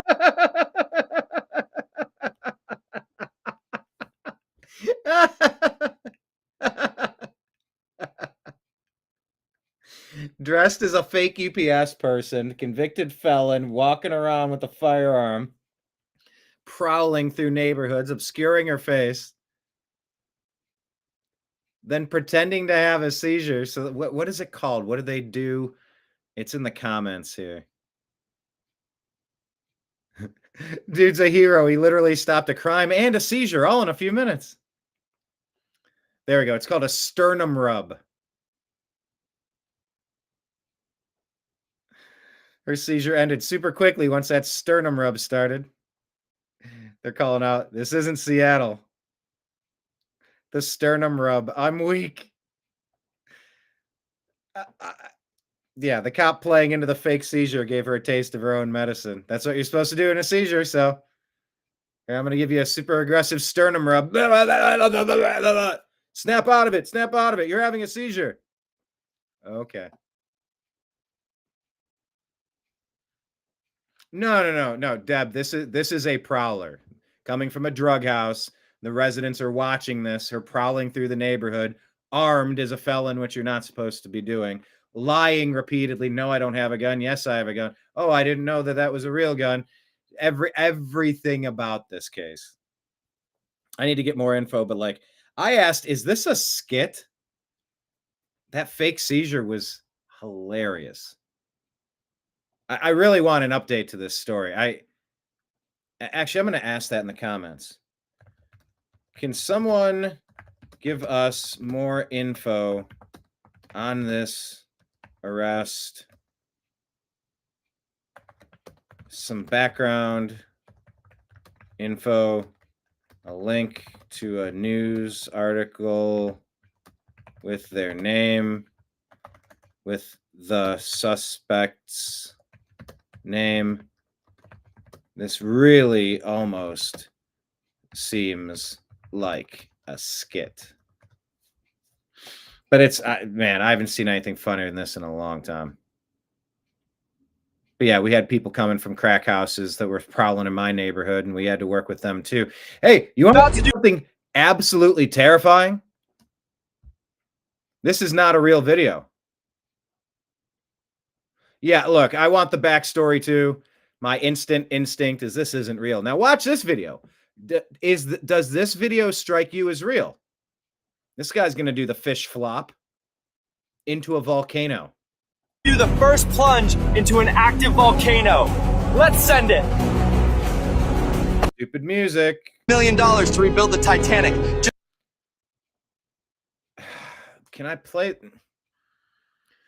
Can I play this without it getting a copyright claim? I'm trying to show you how terrifying Google's VEO3, new AI generation tool producing highly realistic video clips from simple text and image prompts.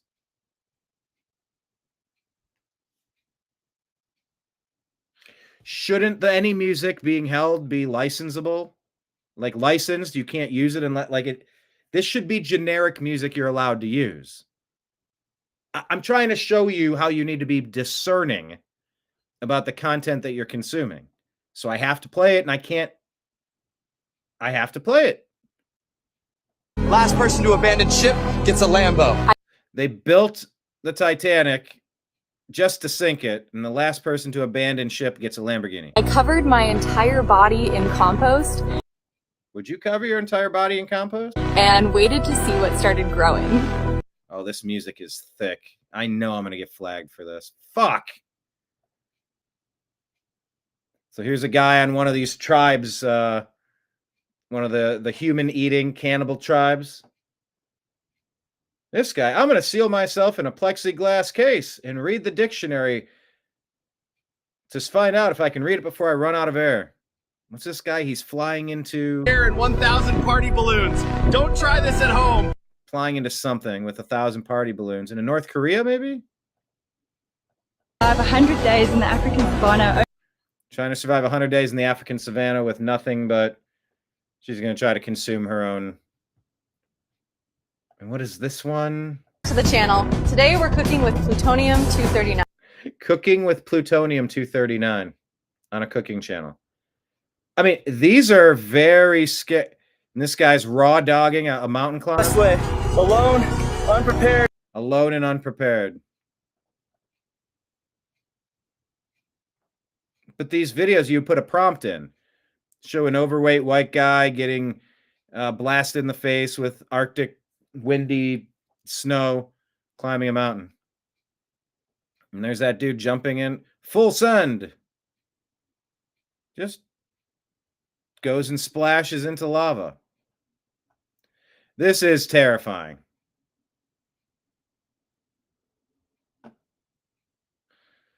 This technology will be used to frame countless politicians and public figures. They'll probably use this in false flag operations to start wars, to justify homicides. Humanity is cooked. This stuff is like really convincing. Where's he going? A lawn chair and 1,000 party. Nah, a lawn chair and 1,000 party balloons. Maybe North Korea? Anyway, have you seen AI that good yet? Now I understand why Elon was pretty terrified with AI.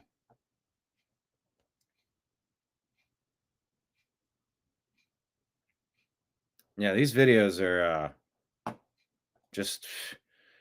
you need to know that this stuff is out there. Be careful before you jump to a conclusion if you see something online. That'll be your TNAM preparedness advice for the day. Now, here's one. This is not actually the characters from Family Guy, but they're telling you it's like they're playing something from Minecraft, but this is Conspiracy Peter. It's like they're giving history lessons with fake voices. Whoop. Titanic, the richest ship. What are the odds of the Titanic, the richest ship ever built, sinks on its first voyage with 3 of the loudest opponents of the Federal Reserve on board? Oh boy, here we go again. It was an Here we go again. It was an iceberg, Peter. iceberg, Peter. Not a conspiracy. Really? Then why did J.P. Morgan, the owner of the Titanic, cancel his trip at the last second? Maybe he was scared of sailing? Nah, he was too busy meeting with the Rothschilds in Europe. Coincidence? Same coincidence that 3 of the wealthiest anti-bank elites, John Jacob Astor, Benjamin Guggenheim, and Isidore John Jacob Guggenheimer Schmidt Strauss, all died on the ship. Wait, all 3 were against the Federal Reserve? Loudly. Astor funded Nikola Tesla and spoke against centralized banking. Guggenheim had investments threatened by the banking cartel. Is all of this true? House opposed private control over the U.S. currency. But how could someone guarantee they'd die? That's the thing. The Titanic wasn't just any ship. It had less than half the lifeboats needed, no red distress flares, and crew members never trained for evacuation. It was called unsinkable, right? Exactly. So unsinkable that it broke in half from a single impact. And the rescue ship Carpathia just happened to be ready, with Morgan's friends on board. You're saying it was a hit job? I'm saying it was a reset, because 1 year later, the Federal Reserve Act was signed into law. No opposition, no delay. Dude, that's cold. Colder than the North Atlantic. They didn't just kill passengers. They killed resistance and birthed a private banking empire that still runs the world today. And nobody noticed? They did. But guess what happened? Newspapers, owned by Morgan and friends, called it a tragedy, buried the questions, and turned it into a sub-story about love and loss. Like the movie? Exactly. The movie made you cry over a couple, so you'd never ask who sunk the ship. Follow for more hidden truths and comment for more conspiracies like this. Stewie, what? I mean, what? This comment, Peter's about to go missing. All right. Giggity, giggity. Gotta do the neck. Gotta do the neck. John Jacob. I mean, I've heard this whole story before. Is it all verified? I mean, I think so. Most of it, at least. All right, so keep your eyes peeled on this one. Developing story, perhaps? President Trump says 2 weeks ago, China was in grave economic danger. The very high tariffs I set made it virtually impossible for China to trade into the United States marketplace, which is, by far, #1 in the world. We went, in effect, cold turkey with China, and it was devastating for them. Many factories closed, and there was, to put it mildly, civil unrest. I saw what was happening and didn't like it. For them, not for us. I made a fast deal with China in order to save them from what I thought was going to be a very bad situation. And I didn't want to see that happen. Because of this deal, everything quickly stabilized and China got back to business as usual. Everybody was happy. That is the good news. The bad news is that China, perhaps not surprisingly to some, has totally violated its agreement with us. So much for being Mr. Nice Guy. We said, all right, back to square one. Is it finally, I said time? It's supposed to be time, T-I-M-E. Is it finally time to punish and destroy the Chinese CCP for unleashing COVID on the world? We demand justice. And it's funny because I have 1,000 people following this account and one person saw this post. One person. That's how shadow banned the New American Media is. 1,000 followers. They let one person see this. Wyatt here says, if documents were signed by an autopen without FJB's, fuck Joe Biden's knowledge or approval, and it's proven that those actions were crimes, I wonder if the same would extend to the judges that were nominated to any bench. Were they valid? If not, can they be removed? Would you say, would you agree with Wyatt that we should remove the judges who were nominated to any bench with the autopen?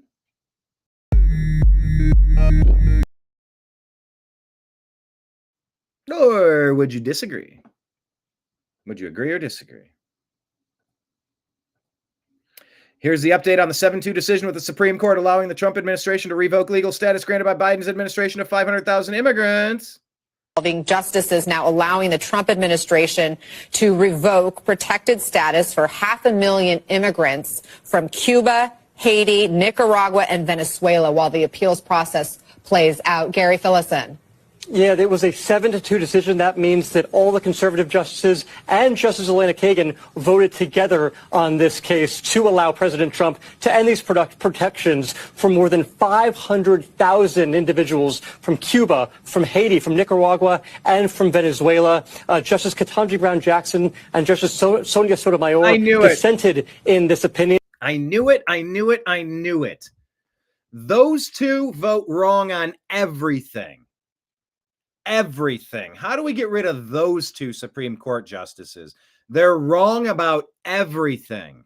They said, quote, it undervalues the devastating consequences of allowing the government to precipitously upend the lives and livelihoods of nearly 500,000 non-citizens while their precipitously upend legal claims are pending. Now, this all become Homeland Security Secretary Kristi Noem had been seeking to end this Biden-era program that allowed these individuals from those 4 countries to live and to work in the U.S. Justices now allowing the Trump administration to revoke for up to 2 years. And now it was that 2-year deadline that the Trump administration was unhappy with and was trying to move up and to get these folks out of the country. Now, in terms of what is going to happen next, these individuals are going to have to find another reason to be in this country, another legal reason to be in this country. That could come via a student visa. That could come via a different type of work visa. But it has to not be through this program, at least while appeals are underway. Now, this could, of course, change, right? Because the appeals court could reverse what the Supreme Court has said here, and then it could go back to the Supreme Court. But this all started where a Massachusetts U.S. district judge said these administration could not just sweep this away entirely without these individualized determinations. Now, the Trump administration argued you can't individually determine with 500,000 people in any sort of specific amount of time. It needs to be done faster. It needs to be done as a block. That's something the Supreme Court said, actually, you can. For up to 2 years. And now it was. There you go. So that's the update there. I mean, I did just talk to somebody who's, I don't know. Cuba people are, by and large, fleeing totalitarian communist hellscapes. Like they're people with their heads screwed on straight. We don't want people bringing their shit cultures here. We want people that want a free market, a civil liberty type country. No Sharia law. That doesn't fly. That's not constitutional. We don't want people bringing their communism, Marxism, socialism, Leninism. No thanks. We want the best and the brightest. So anyway, that's the update there. We'll unpack that as we kind of see how that plays out. AF Post says Japan's debt has ballooned to $9 trillion, more than twice the size of its economy. Okay. I'm asking this question again. Who thinks they're owed money by governments? And at what point is it the lender's responsibility for loaning too much money to a deadbeat? Or, oh, you're so smart. Oh, you're such a good bankster. Oh, you loaned him so much.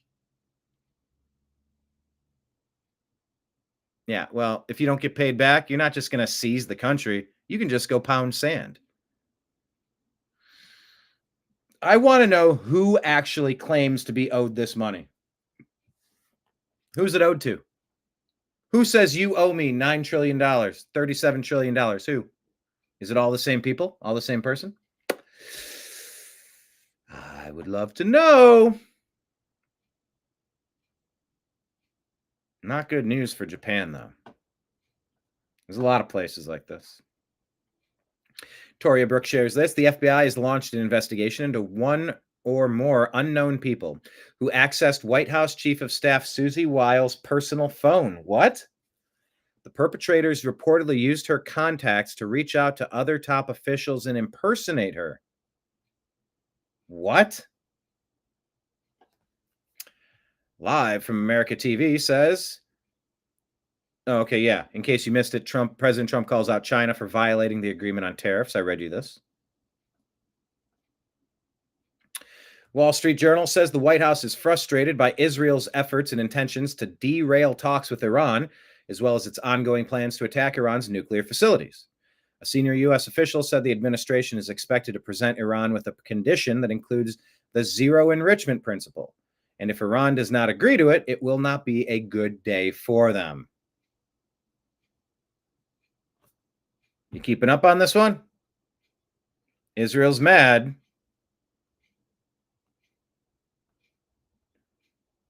The White House is mad, frustrated, trying to derail talks with them. Will Iran's nuclear facilities be attacked? Keep your eyes peeled. In Syria, a major security breach has occurred in Hasaka, says Toria Brooke. where several ISIS-linked prisoners reportedly escaped from a maximum security detention facility. Prison is run by the Syrian Democratic Forces, SDF, and holds some of the most dangerous jihadists captured during the battle against the Islamic State. So there's a few tidbits there. Stephen Miller with a disingenuous CNN person. What's her name? Doesn't matter. Let's take a listen. Believe the migrant was set up. This person on CNN says the migrant was set up. It was a victim of a setup. What is the administration going to do now? And this is an undocumented immigrant. I do want to note that, but this was someone who came forward, was a victim of a crime, and now law enforcement believes he was set up. Go ahead. Set up. Well, I want to clarify what you mean, so we're talking about the same thing. Are you saying this immigrant was here illegally? Yes, but I am. Yes, but And that's why I said that. I clarified well, that. But you said undocumented, and I wasn't clear what that means. I'm assuming they have a fake ID. I'm assuming they have a fake social security number. That's neither here nor there. No, that is here and there. That's neither here nor there. No. That is the core starting point, the jumping off point of this conversation. That's getting away from the question, Steve. No, that is the exact question. But I want this to be, and call me naive, a good faith discussion about what's happening right now. When we use language that's designed to obscure the truth, that's not good faith. All right, an illegal alien is an illegal alien. They're not an undocumented migrant. Okay, that's fine. That's another discussion for another day. I don't know the details. Not a discussion for another day. That's the starting point of what are we talking about? Let's set it up. Of the assassination threat. All I can say, based on what you're telling me, is there's an illegal alien in our country who's making menacing threats. Regardless of the facts or circumstances, we don't want him here. We're going to get to the bottom of it, and I would gladly come back on when I have more information to share with you. They were set up, just to be clear. But quickly, So where is the White House on habeas corpus? the illegal alien was treated unfairly. Yes, I'm sure the illegal alien was treated very unfairly. Where is the investigators believe the migrant was set up? I'm sure the illegal alien was treated unfairly. Next question. When you're using language designed to obscure the truth, that's not good faith. An illegal alien is an illegal alien. So here you go. Here's another report explaining this migrant parole Supreme Court situation. Now from the U.S. Supreme Court, the president has notched a win a moment ago. The U.S. Supreme Court has allowed the Trump administration to revoke the temporary legal status for hundreds of thousands of immigrants. Now, they come from 4 countries: Venezuela, Cuba, Haiti, and Nicaragua. They came into the country through an app that was established during the Biden presidency years. And for the moment, it appears that the Trump team, they've made it their objective to deport those who came in illegally. This would be a win for the administration, handed down by the U.S. Supreme Court just a few minutes ago. So that's the latest. Watching that from Washington, D.C. Now from the U.S. Supreme Court, the president has notched a win a moment ago. The U.S. Supreme Court has allowed the Trump administration to revoke. There we go. Sometimes you like when I click on here, it doesn't show me a counter. I don't see how long this segment is. Hunter says now it's time to get them TF out before another liberal traffic municipal court judge puts a stop to it. Pregnant redhead Trump fights for American sovereignty and safety. Another activist judge takes an L. Miss Muckraker with a few stories here, and then we're going to switch over to X. Remember when we were told people's kids were going missing through illegal entrance into the country? Do you also remember when we told everyone that the administration wasn't doing anything to find them? Well, we were right. Again. This is what I showed you earlier. Biden admin failed to investigate 7,300 reports of suspected human trafficking involving migrant children. They were involved with it. They facilitated it. They were part and parcel of it. They were co-conspirators of child trafficking. Oh, Brian, that is such an outrageous position that you have. Really, really. The guy who allegedly was showering with Ashley Biden, his own daughter, inappropriately. So she was terrified of taking showers. If you read the diary listing, entry, journal entry. Terrified of taking showers with this creep. God knows what Hunter was exposed to. And look at the degenerate he grew up into being. Oh, Brian, that's all just hearsay and speculation. You're just being mean to those kids, honestly. Okay. Let's talk about Joe Biden, who was allegedly running the country and you're claiming was not involved in child trafficking. Okay. How many videos did you watch of Creepy Joe touching kids, sniffing like a vampire, like Chester the molester on Family Guy? Give it a rest. Touching all these ladies, their skin crawling. These kids, little kids. I used to tell the kids to touch my leg. I got hair. I got hairy legs. You know the thing. Touch my leg. Yeah, absolute creep. Involved with human trafficking? Yeah. Oh, that fits the MO precisely for that creep.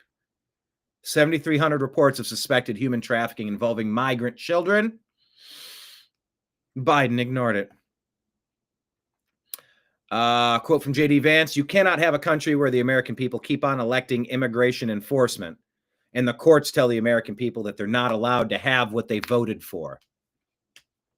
That is perfect. Well said, J.D. Breaking, Jake Tapper's CNN show had the lowest rated month in nearly a decade per New York Post. Despite all the hoopla over his book where he pretends he didn't know. He didn't know Joe Biden was compromised. Bullshit. We told you about DIA employee Nathan Villas Latch, charged with attempting to transmit classified national defense info to Germany. Okay, here we go. Speaker Mike Johnson, here's an update on the budget, people. Speaker Mike Johnson says the House is eager to pass a $9.4 billion rescissions package that includes the Doge cuts. Or is this just some Doge cuts? The $9.4 billion Doge cuts would reduce the 2025 U.S. budget deficit by about 0.49%. We're not even keeping up with the interest on the payments. It's not enough. As the deficit is projected at $1.9 trillion. With the national debt at $36.5 trillion, this cut lowers debt growth by just 0.0257%. Do better, Speaker Johnson. Breaking, Elon Musk will reportedly continue to serve as an unofficial advisor to President Trump, per ABC News. We told you about 6 people charged with USDA SNAP fraud scheme, one of the largest food stamp frauds in U.S. history. She sent lists of license numbers for an intermediary for bribes disguised as gifts, starting in 2019. Bribery, wire fraud charges could face 35 years in prison. Throw the book. Letitia James buys a home for her niece's jailbird adult kids. That's hard to understand here.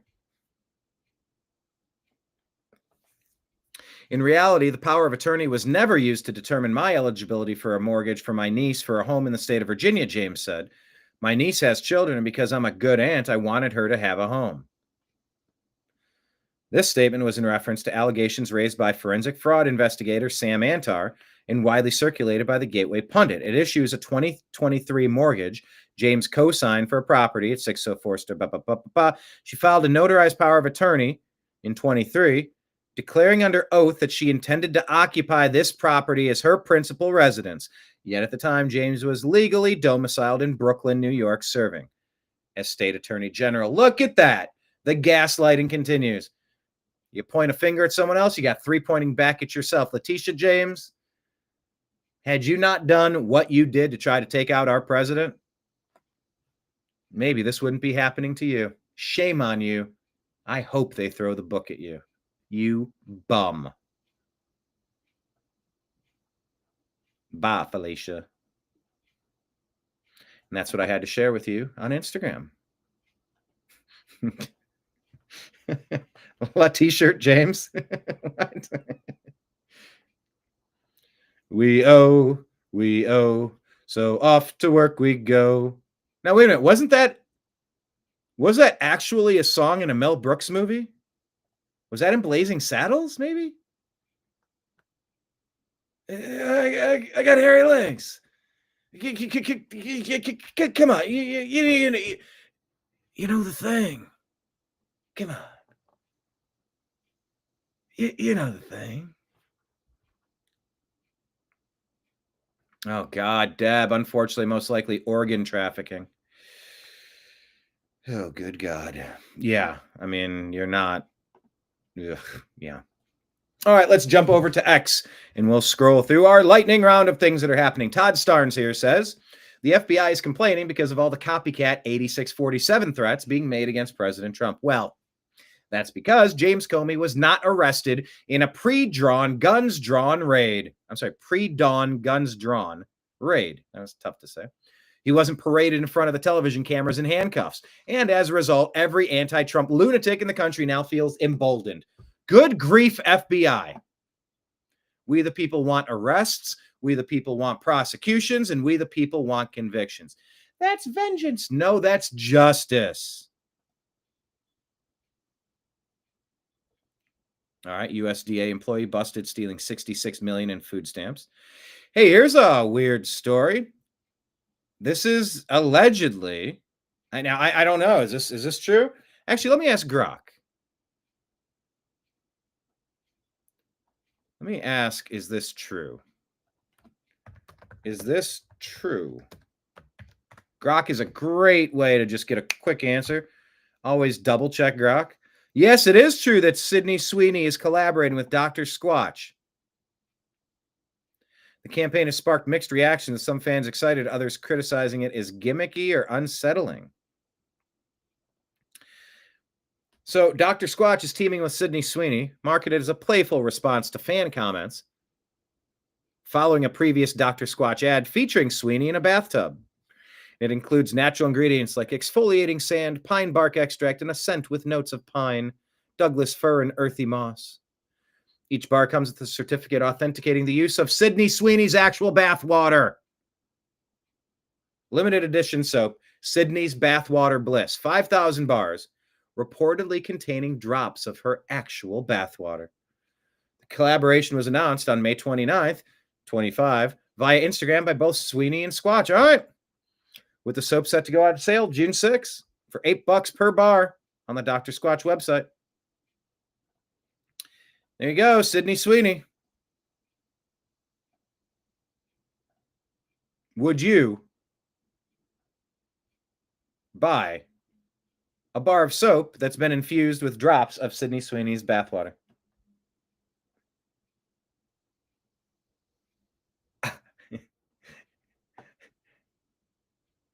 This is, God, I mean, it's both.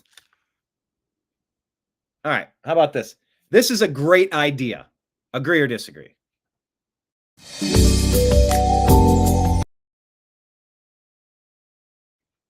I think it's a gross idea. Just bathwater? I mean, you've heard that, like, oh, I'd drink her bathwater. Oh, I'd eat the corn. And you're like, there's a million ways you've heard this said. You're like, oh, God. Yeah. You're just saying that person is so hot. I would do the most disgusting things. By the way, this is a great segue into the Glenn Greenwald story that I regret to have to inform you about. But do you agree or disagree that this is a great idea? Would you get Sydney Sweaty?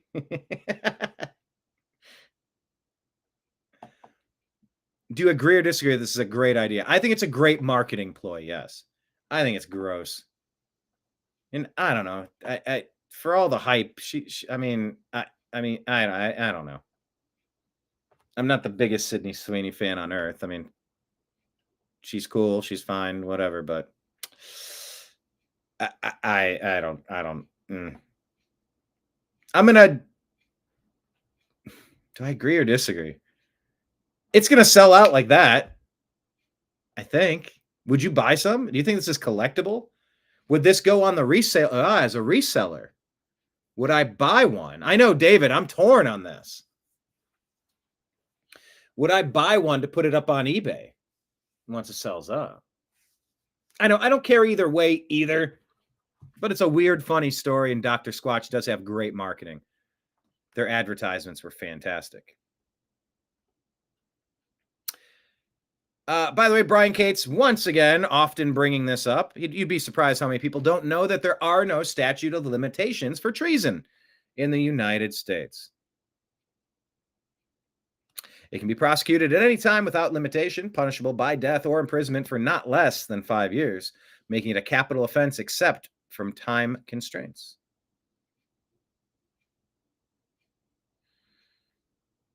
Just another great question from Peter Ducey. It's 12 seconds. I'll play it one more time. If the courts are going to be the ones who are shaping policy, does the president wish he would have just become a judge instead? I think the president would take this job over being. That's such a great question. What did you say, Kenneth? Smelling of Troy? Wasn't that a Troy McClure? I wonder if that was a joke that Troy McClure made. Smelling of Troy. Got to stay focused. Can't look that one up. The FBI has determined that Representative Ilhan Omar's Minnesota's 5th Congressional District is the leading hub for the recruitment of terrorists in the U.S. Just listen to her in her own words. Know what's going on in our own country. Okay. My answer to Somalians was that the U.S. government will only do what Somalians in the U.S. tell them to. They will do what we want and nothing else. They must follow our orders, and that is how we will safeguard the interests of Somalia. We Somalians must have that confidence in ourselves that we call the shots in the U.S. We live in the U.S., pay taxes in the U.S., and have a real voice. This seems like a takeover of the United States, enclaves, and trying to turn a whole city and a whole state into something that it's not. The U.S. is a country where one of your daughters, myself, is in Congress to represent your interest. She's supposed to be in. Look, we need to have term limits in Congress, and we need to have the same birthright validation, verification, qualification for congressional members as we have for the president. Do you agree or disagree with that?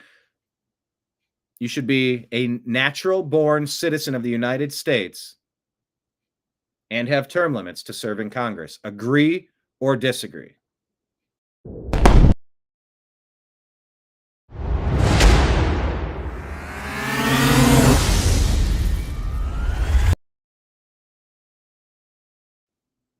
Sorry, I played you the wrong video there, but yep, you got it eventually. Agree or disagree that Congress members should be natural-born citizens. You shouldn't be able to be an alien. You shouldn't be able to be someone born in another country. You need to be born in the United States as a natural-born citizen and have term limits to serve in Congress. If it's good enough for the president to have restrictions on that, it should be good enough for Congress. She's saying the U.S. is a country where one of your daughters, myself, is in Congress to represent your interests. Now, this is according to the translation. I will admit that the translation could be off, but she's not speaking English. English is the national language of our country in America. If she were speaking English, representing the interests of America, not Somalia, I would be able to just listen to her words. I'm having to rely on the translation, but that's because of what she's choosing to do here, which is represent Somalia, not America. She continues. For as long as I am in the U.S. Congress, Somalia will never be in danger. Its waters, the Indian Ocean, will not be stolen by Ethiopia or others. I'm sorry, it's not our job to work for Somalia in the United States. Lady. And did you marry your brother in immigration fraud? Yes or no? The U.S. would not dare to support anyone against Somalia to steal our land. Sleep in comfort knowing I'm here to protect the interests of Somalia from inside the U.S. system. That is a invader. That is a Manchurian candidate. She is inside of the U.S. system representing Somalia. Why isn't she kicked out? You're supposed to represent America in America. The woman, myself, you sent to Congress is working day and night to protect your interest, not America's interest. She knows your plight in that of Somalia. I'm as concerned about Somalia as you guys are. Sorry, don't gender the crowd. You guys? There could be girls in the crowd or non-binary. How dare she say you guys? Together, we will protect the interests of Somalia. Does that sound like a congressional member to you or a Somalian? A Somalian delegate trying to represent the United States of America. Give me a break. Kyle Becker puts this clip out here. This is Jake Tapper talking about Alvin Bragg and Letitia James talking with Stephen A. Smith.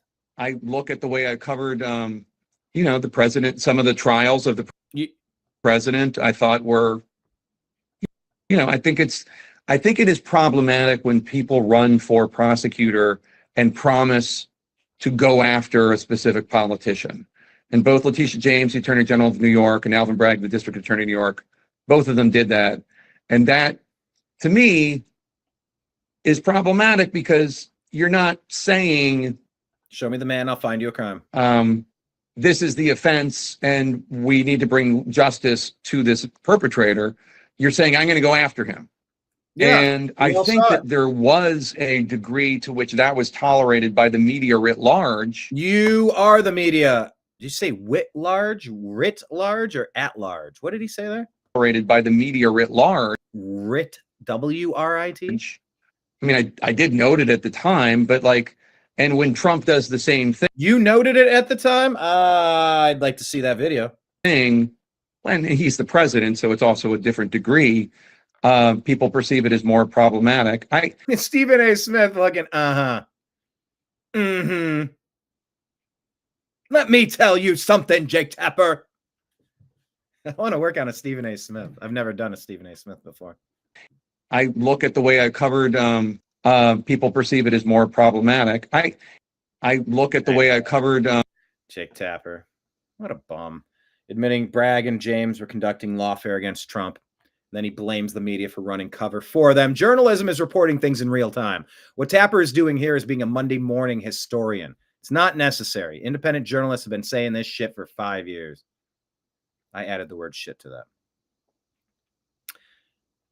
Hey, here's another one.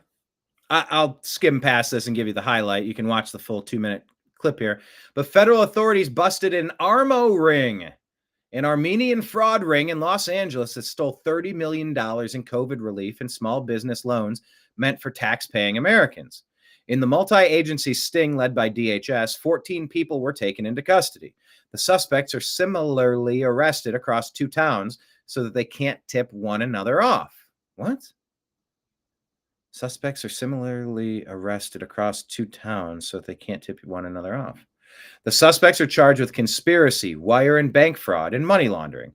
These fraudsters applied for $47 million in federal funds. They got away with about $30 million. Most are Armenian-born but have become naturalized, and at least one faces deportation. Yeah, what is all this crap now? Oh, now we're going to have video of Epstein in his cell when he was offed? I remember hearing that the cameras malfunctioned, says Kevin Sorbo. Uh-huh. Exactly. I'm not buying it. I'm not buying it. Are you? There's a good agree to disagree question. I don't believe Kash Patel and Dan Bongino about Jeffrey Epstein. Agree or disagree?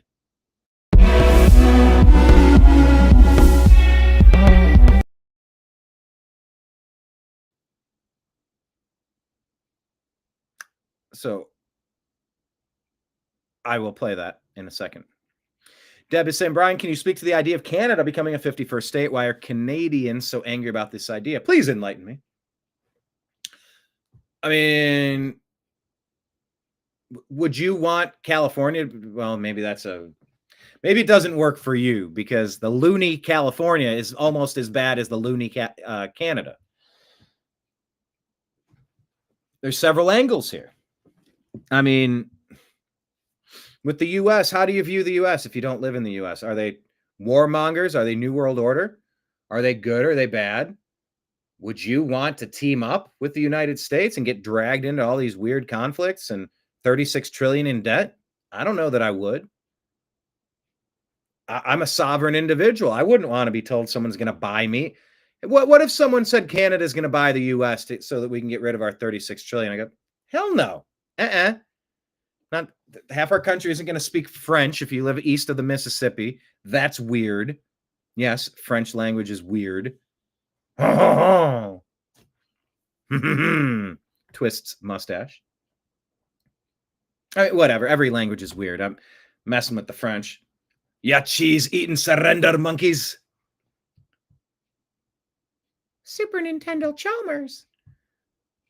I wouldn't want to be purchased by Canada. So like the rugged individualist to me would be like double-barreled middle fingers. Get out of here. China comes in. Oh, you see, we'll take care of your debt situation. You'll just become part of China. How about no? How about Israel comes in and goes, we have a lot of bankers here that are owed lots of trillions of dollars. We'll take over your country now. How would you react to that? If Canada tried to buy the U.S., if Israel tried to buy the U.S., if China tried to buy the U.S., any place. I can't believe you said Israel. You must be an anti this and that. No, I'm not playing those scare tactic games for intimidation purposes. We're a sovereign nation. And by the way, remember, I led with Canada and China. So, there's that. Kenneth agrees. He does not believe Kash Patel or Dan Bongino about Epstein. I think he's wise to hold that opinion. But then again, I mean, there's plenty of conservatives and let's just call them normal people that don't want to live under the totalitarian rule of the wacky, backward Canadian government that has open borders. They're losing their sovereignty. They've lost their ability to have a Second Amendment to defend themselves. So what do you do with that? Wouldn't you want to cast off the shackles of your oppressors and join Team America? Under those conditions, I certainly would. But would the U.S. even want them? I don't want them as a 51st state. They're wacky liberals. They have really terrible, backward, globalist, New World Order, totalitarian policies that don't even let you defend yourself. They've banned guns. They've banned handguns. They've done this and that. It's like, you don't have the right to tell me what I can't do.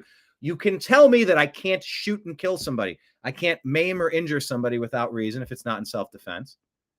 You have the right to put a restriction on my actions, but you can't limit what I can and can't walk around with. And Canada did that. They crossed the line. You're done. You're toast. You're not a country. You are subjects. If you're a disarmed populace being steamrolled by illegal aliens invading your nation, much like is happening here. The Obama doctrine of forced colonization of non-citizens into your sovereign nation to permanently turn it into a New World Order dystopian hellscape. So if I were a Canadian, I would want the hell out of that agreement immediately. Hell yeah, bring me in, brother. Brother to the south, sign me up. We're family. I'm an American now. Yeehaw! Going to the gun range. Canada was built on the rugged pioneers traversing those terrible Arctic tundra conditions. And of course, they're trapping, they're hunting. No one tells them what to do, but they've been neutered along the way. Beaten and abused. Same way they did it in America. You indoctrinate all the kids in school to become wacky commies to the point where you don't even want to defend your rights to defend yourself. Shame, shame, shame at every turn. Guilt, guilt, guilt. Media manipulation. Guess what? We're all globalists now. Well, screw that. So I understand why someone would not want to be bought by another country, because I wouldn't want to be bought by Brazil or Russia. So I understand their reluctance. But I understand on the flip side, sign me up, beam me up, Scotty. Bring me in. Greenland too. What else are we doing up in Greenland, you know? So I have thoughts on this. I don't claim to be the expert on the Canadian situation, but President Trump keeps bringing it up. He said, hey, the Golden Dome, it'll cost you, what do you say, $60 billion or 15 billion? I forget the number. Or you could join the United States and we'll cover that for you. It'll be free. It's like, what do you mean free? $37 trillion in debt, you crackhead. But when you run the printing press for the Federal Reserve, You can just print as much money and buy as many things as you want. It's just at some point the debt comes due and we'll break your legs, see? You'll be sleeping with the fishes, see? It's mafia shit. So anyway, that's the Canada question that you were talking about. I have many thoughts on that. What about Puerto Rico? I've never been to Puerto Rico. I hear it's nice this time of year. Robin chiming in. I do not believe Epstein is dead, so she's going to agree with me that they don't believe Bondi and Patel. And now if you don't believe this new batch of alphabet agency people, where do we turn? Shit. Can't even trust Patel and Bongino now? Remember all the cameras malfunction? Oh, wait. Well, we're cleaning up the video. We're going to show you nobody went in or out of there. He was on suicide watch. Where's the video of the inside the cell? He was in the suicide room. He didn't have actual sheets. He had paper sheets. The crushing of the neck could not have been done by a simple hanging, said many forensic pathologists, including the one hired by his family. Forensic pathologists or autopsy experts or coroner, whatever, whoever they hired for. They're like, no, even if it was an actual, and how do you even, how does that even work? You tie it to what? You're in a what are you tying it to? The top of a set. All right, so you jump, you go, I mean, like the human instinct is to stop. You put your feet down, you're tying your, like, what is even the process of doing this? I know it does happen. Far be it from me to say Chris Cornell and Robin Williams did not go out the way that we were told they went out. Anthony Bourdain, Michael Hutchins. There's an asphyxiation thing that gets people a little randy. We'll tell you about the Glenn Greenwald story. No asphyxiation involved, but other stuff. So I don't know. I don't buy it. Robin doesn't buy it. She doesn't believe Epstein is dead. All right. Yeah, that's what I said to somebody the other day. Talked about going after the bad guys. I'm like, they won't even go after Epstein. He goes, I know, right? I go, hold on. That didn't come out right. I go, they obviously went after him, but then they pretended that he offed himself inside a cell. Like, I don't think he's in there at all. I think he's been taken somewhere in protective custody. I don't think he's gone at all. Well, there was a picture. Didn't you see the picture? I saw a still photograph of somebody that may or may not have been him. Where's the video of the autopsy? When you cut him open, I could tell that he was gone. I have no idea. How am I supposed to believe a still photo? Sure. Bondi was married to a frequent flyer. Who was she married to? Who was the alleged frequent flyer? I don't know if he was a frequent flyer. Married for 2 years, about 20 years ago. I believe. Hard to believe he traveled all alone. Huh, Pam? Who are you talking about? Let me ask. By the way, we ran a poll on the New American Media X account. If your chromosomes include a Y, in sports, you must compete with guys. Agree or disagree? 100% agreed.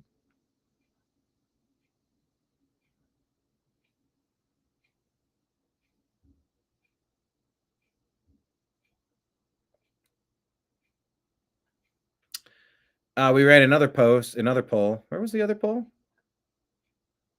Who's the bigger deep state stooge? Jimmy Kimmel over Stephen Colbert.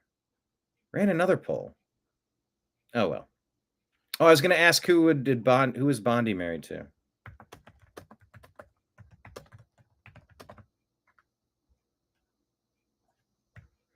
And did twice and is currently in a relationship. Did either ex-husband go to Epstein Island? John Wakefield, a real estate investor. And some reports suggest they may still be married. No definitive evidence available in records that either Pam Bondi's husbands, Garrett Barnes or Scott Fitzgerald, Scott Fitzgerald, visited Epstein's Island, Little St. James. Court documents, flight logs, and other public records do not mention either Barnes or Fitzgerald as visitors.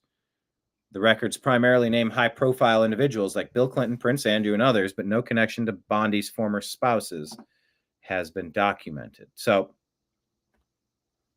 I don't know. Deb saying, I don't have a dog in this fight. Just curious, trying to understand their thoughts about it. All good points, Brian. Thanks. Yeah, thanks. I'm trying to understand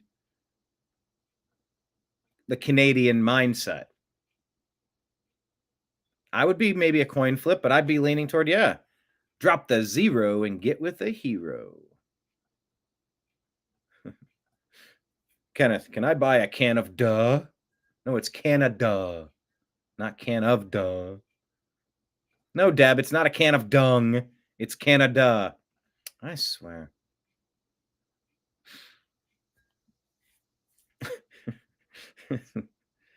Oh, you did answer that poll. It's a dead heat. All right, good. Yeah, I need to run more polls on X. Thank you for tuning in. All right. Scott Jennings talking about the key difference between President Trump and Joe Biden's pardons. I agree. It's being done out in the open. It's being... What? Where'd the sound go? Hold on. Why did that glitch? Try it again. I agree. It's being done out in the open. It's being done in the light of day. We're not doing it at the 11th hour here or as we're on our way up to the Capitol to see the next president being sworn in. And I might add, I don't think there's any doubt who's actually signing these pardons. You know, at the end of Biden's term, we had thousands of people that were pardoned or offered some kind of clemency for drug offenses.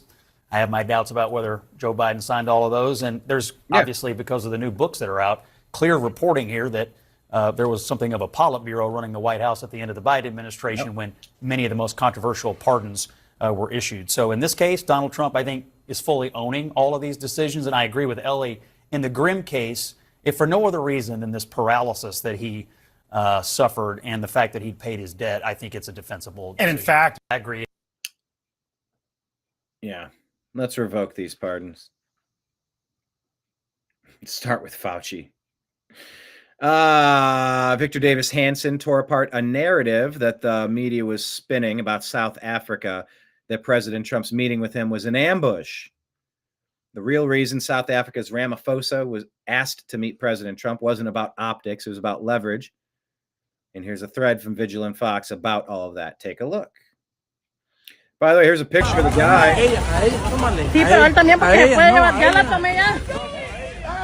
And the girl, immediately after crushing Ava Moore with a jet ski on a lake. These two criminal illegal aliens began to make an attempt at fleeing the scene. Here are some bystanders trying to prevent them from escaping. Justice for Ava Moore. Killed her out in the water. You're stupid! Yeah, you're not going anywhere, no! And they're trying to escape. Doggone it. Justice for Ava Moore. I did play you this. Mayor Freddie O'Connell from Nashville doxed multiple ICE agents. Yeah, that's treason. Go get him. Ron Johnson, talking with Francis Collins, asks if you're watching VAERS, saying 46% of those deaths were occurring on the day of vaccination or within 2 days. He said, Senator, people die. That's how bad this VAERS reporting system is, allegedly. They are cooking the books in a massive way. Please check this whole video out. And that's Jordan Peterson's daughter, I believe, Michaela. Over here is an...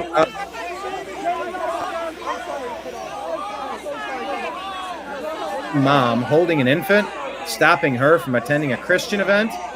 You're the fucking bad guys. Stand there holding an infant. Get away. She could have walked in the middle of that. I don't know what context, but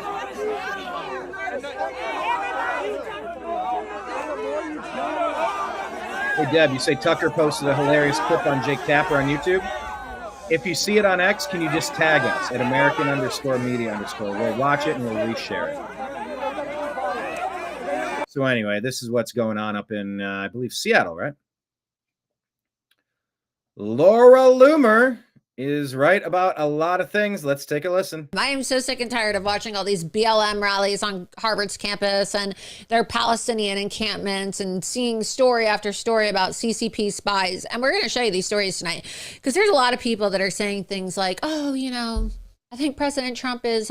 Laura Loomer has some fairly manly features, if I might say. I'm not accusing, I'm not saying, just, you know, when I get a good look at Laura Loomer, you know, a little bit of Dylan Mulvaney vibes, if you will. I don't know. Anyone else seeing that, or is it just me? Taking it too far. He doesn't need to bar Harvard from enrolling foreign students. He absolutely does. And we're going to show you here tonight all the many examples of foreign Harvard students being caught in inspirings for the Chinese Communist Party or participating in acts of Islamic terrorism. Just this weekend, there was a story in the news that went pretty viral. I don't know. I just, in this day and age in 2025, when I see something that I guess you could probably say I'm primed to look for it now, because there's a lot of people pretending to be things that they're not. I don't know if Macron, I don't know if Michelle, I don't know if Loomer, I don't know if this, I don't know if that. I don't know. I know about the ones that I know of. It seems like it's a very popular thing these days. Anyway. The morgue operator from Harvard. Laura Loomer does a lot of good work, and I appreciate that. Let me just focus on that. And there was a story in the news that went pretty viral. The morgue operator from Harvard got caught trafficking body parts on the black market. They were literally taking body parts out. This was the other Harvard story as we're peeling back the layers of who Harvard is, who they allow in, what they're teaching there. Well, parts on the black market. They were literally taking body parts out of the morgue at Harvard. And this is kind of what you were saying in the comments. Who said that? Was that Deb? Was that Robin? One of you were saying about the child trafficking. It's for the organ harvesting. Yeah, that's why Planned Parenthood wants so many body parts. They're making money off selling your kid. Go have an abortion and ask for the body back. Watch what they do. I mean, this is just... And they were selling it. I mean, this is ridiculous. This is supposed to be the cream of the crop, the most elite institution in our country, and they're trafficking organs. Unbelievable. Here we go. An ex-Harvard Medical School morgue manager admits his role in the theft of human remains. Real story from this weekend in case you missed it. So the defunding of Harvard and the penalties that they're being subjected to right now by the Trump administration are 100% justified. And they're reacting. They're very unhappy about it. Yeah, it's gross. Getting $550 per baby skull. What was the phrase? Fresh, never frozen. Like actual like marketing terms of the whole. I mean, just it's so vile. It's so vile. Alex Jones reports here. Should I just play that? Well, Russia says that Trump is being kept in the dark on the Ukraine war developments, saying they aren't being given the full picture. Minister of Foreign Affairs Sergei Lavrov reveals how information is being heavily filtered through warmongers before it reaches Donald Trump and those actually making decisions on the Ukraine conflict. Watch that video, 10 minutes. It's on our X feed. A whistleblower comes forward saying a law hurt white farmers, alleging that the Biden administration used our tax dollars to pay off farm loans for only non-white farmers. This racism needs to be investigated immediately, and it needs to be fixed. And people need to go to jail. I can't believe the left has been getting away with this racist crap for so long. But the documents to prove it. When former President Joe Biden left Washington, D.C., he was leaving behind a DEI secret involving American farmers and $800 million in taxpayer money. And a United States Department of Agriculture whistleblower is now sounding the alarm. It was to pay off anyone who wasn't a white male's loan. That was so sick of this stuff. The only qualification for this loan forgiveness is you can't be a white man. You know, I've had arguments or conversations with people like, oh, you're making this up. Oh, that's not real. What do you mean their forces are at play against you? You're a white man. Everything's in your favor. It's like, since the 70s. Bullshit. This affirmative action, it is morphed into this blatant anti-white, anti-straight, anti-Christian, anti-male hatred, racist, misandrist nonsense. Well, I wonder why white men are leaving the Democrat Party. Yeah, it's called voting for your self-interest. They hate us. I didn't do anything to make them hate me. They hate me because of my dick. They hate me because of my skin. I don't hate people because of their genitalia. I don't hate people because of their skin. The globalists, the deep state, the New World Order, the Democrat Party hates me. They hate you.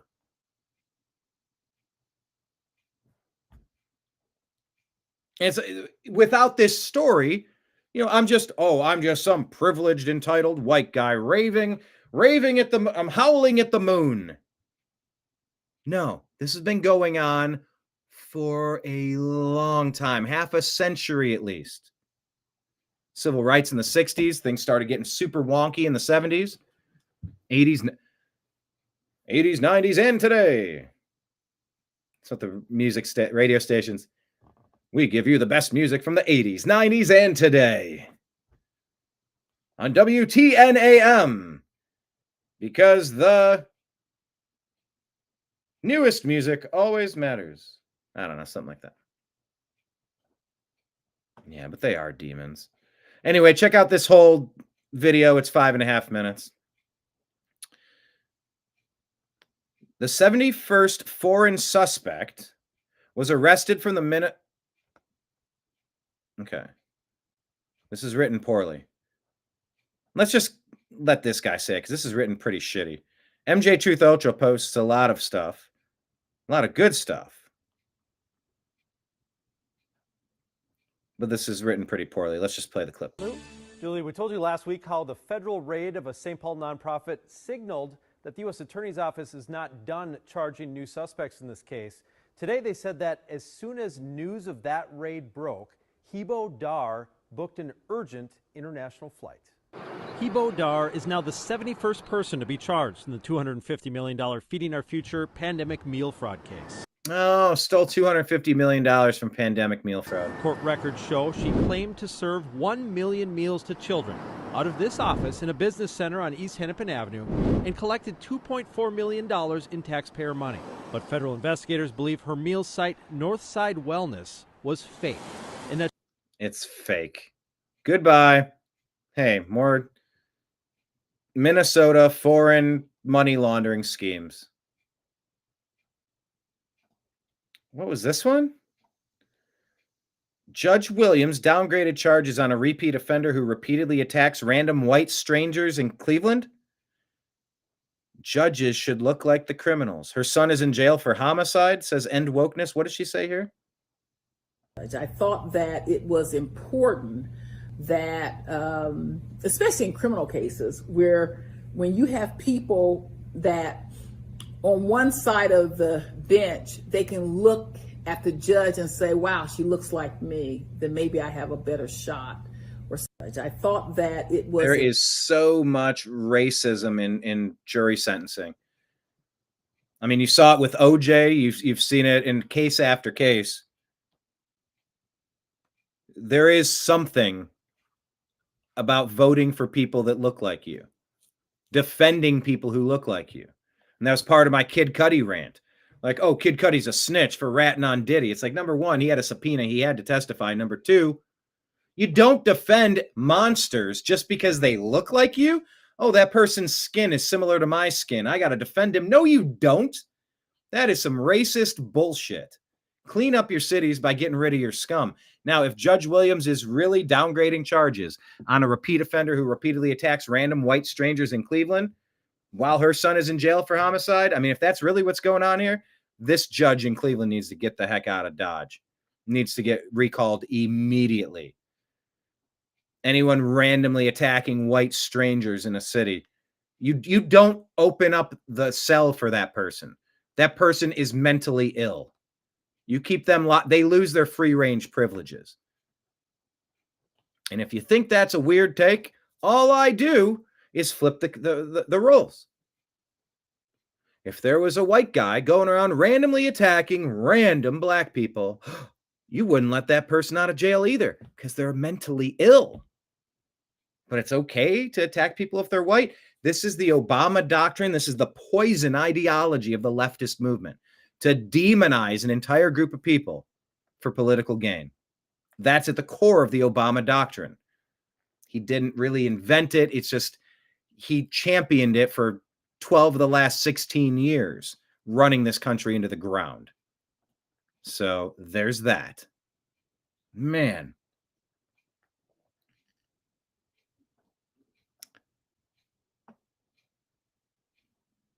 Here's the update on the Venezuelan illegal that killed this wonderful lady. Can you please expand on their actual status, given that they are here in the country illegally? So they're illegal alien invaders. I don't know. I'm glancing at this lady. Maybe she's a black lady. I don't know. Ava Renee Moore. Yeah, 21-year-old Daicarlin Alejandra Gonzalez.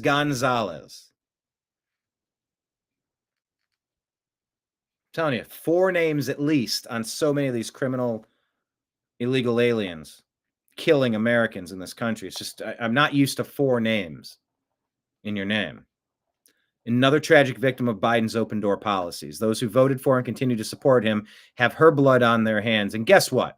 It is high time that we sue the Democrat Party into bankruptcy in civil cases for every incident of an American citizen being killed by someone who should have never been in this country to begin with.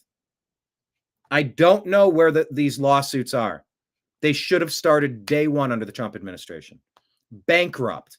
Oh, you can sue Alex Jones $250 billion because he said Obama's using false flags to steal our guns. He was coming after our guns. Him and Biden were coming after our guns. The Democrats still are. Now, did they fake an event or did they take an event and blow it out of proportion and run it nonstop, as Rahm Emanuel said, to never miss an opportunity to take advantage of a crisis? Regardless, they were pushing that shit. Oh, they were pushing it. I am equally as outraged. I'm just guessing, appears to be maybe a young black lady. I don't know. I don't care.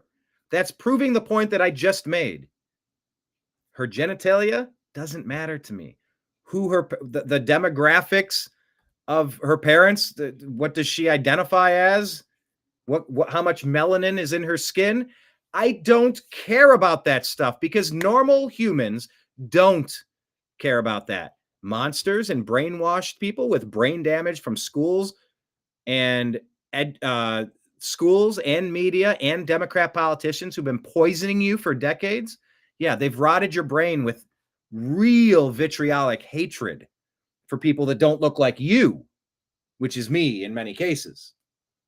That is the poison ideology that I call out. I see any American that gets abused by an illegal alien invader, and it outrages me to no end. Not to score a cheap political point off of it, because humanity requires that we give a shit. So they asked, what does it mean that these people were in the country illegally? Talk about it.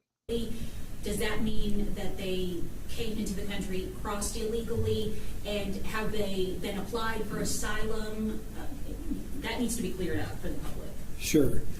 It's my understanding both individuals crossed the southern border in 2023 or 2024. They were arrested at the time of entry, processed.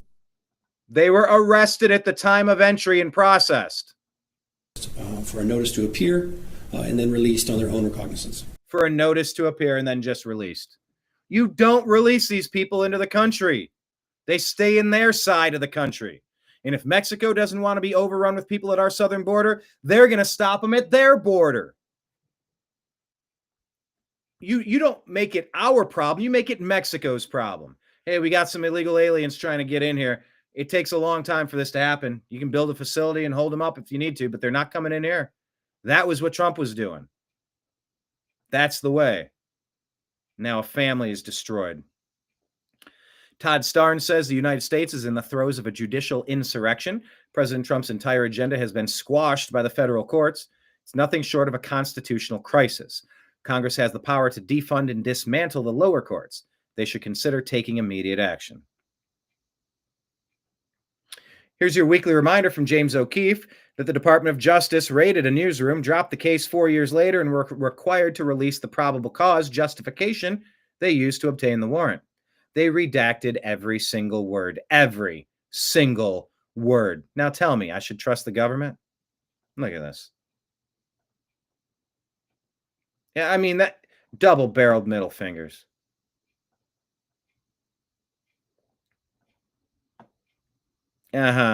Yeah. So James Comey's going to be arrested soon? Asks Luke Rudowski. Wait till you read the stuff that's coming out. Does he still have loyalists in the building? Because when I hear the FBI director saying, you guys are finding boxes that are hidden, okay, how does that happen in the Bureau? Well, we were there a couple of weeks, and luckily there were a lot of people up there who grabbed us by the arm the minute we came in and said, thank you for being here. You know, we need to talk. There are people there who are really horrified at what happened. And there was a room, and we found stuff, a lot of stuff. A hidden room? I wouldn't call it hidden, but hidden from us at least, and not mentioned to us. And then we found stuff in there, and a lot of it's from the Comey era, and we are working our damnedest right now to declassify. And just so you know, because I get the public, I totally understand people saying, well, do it now. The process is not all the information is ours to declassify. Some is other intelligence agencies. It's not, we literally can't do it. Once that gets done and that gets out there and you read some of the stuff we found that, by the way, was not processed through the normal procedure, digitizing it, putting in FBI records. We found it in bags hiding under Jim Comey's FBI. Quickly, you're going to be stunned. The shells. All right. Is Comey going to get arrested yet? Luke put this out. This is a video of a drone. Did I share this yesterday? He said the war needs to end now. This is a guy just sitting in the field, just head down, defeated. This is a drone that explodes on him. Allegedly. Saying the war needs to end now. Jack Johnson says NATO shouldn't have started the war. Biden shouldn't have had this kid on the board of had his kid on the board of Burisma getting $36,000 a month. $36,000 a month. Remember, Clinton wanted Russia in NATO, but before the deal could be signed, the globalists blocked him. And here we are. Soros is getting rich off the genocide of a generation of Ukrainians. Let's be honest. Russia could crush Ukraine in a minute. I don't know. I hate it. Here's Bongino in his latest hostage video with Fox.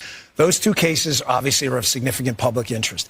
I'm just telling you what we see in the file. I just want to be crystal clear on this. Just look at how he's looking off. He can't even make eye contact because he's so ashamed of lying. I am not asking anyone to believe me. I'm telling you what's there and what isn't. Right. There is nothing in the file at this point on the Epstein case, and there's going to be a disclosure on this coming shortly. We are working through some, I'm not calling him a liar. I'm telling you, based on what he's saying and how he's saying it, it looks like a hostage video. It looks like he's lying. I don't believe it. I'm not buying it. Video. That is something the public does not. There's video of him killing himself. No, not the actual act, but So they're not even giving us the video of the inside of the cell, you clowns. Of course he would have been in a cell that has a camera on it 24/7. And if he's not, you set him up to be like, come on. It was like the highest profile prisoner in all the prisons.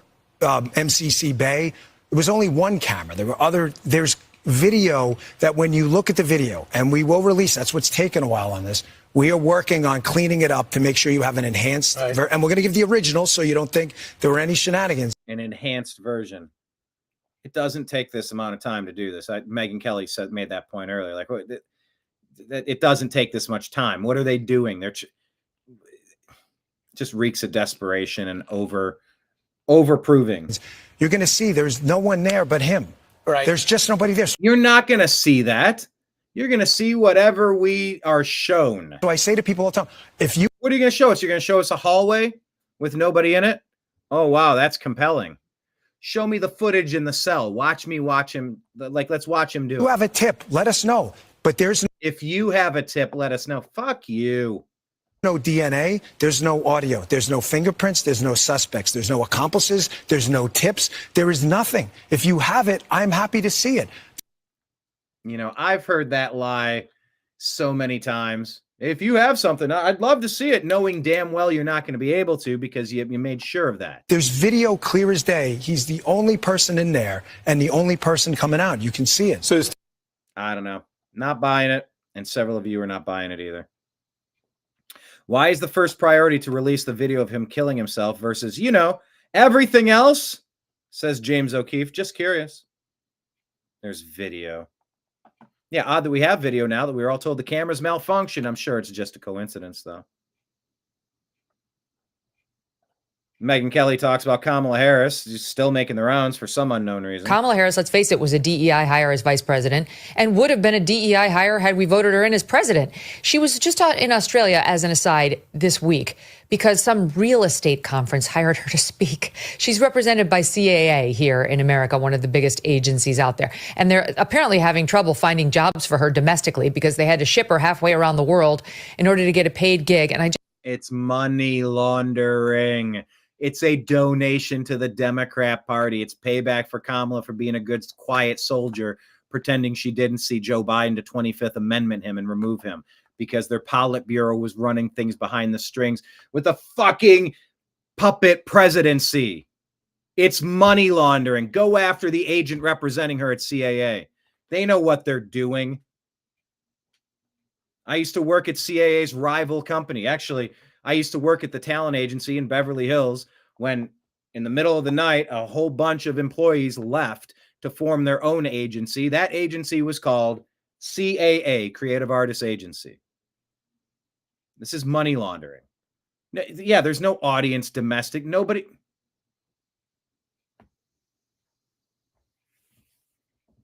The book deals, the speaking engagements, the Clintons perfected this. We know what's going on. The Obamas are doing it. It's money laundering. just want the audience to know this is how she sounds. This is what they paid. I don't know how much for.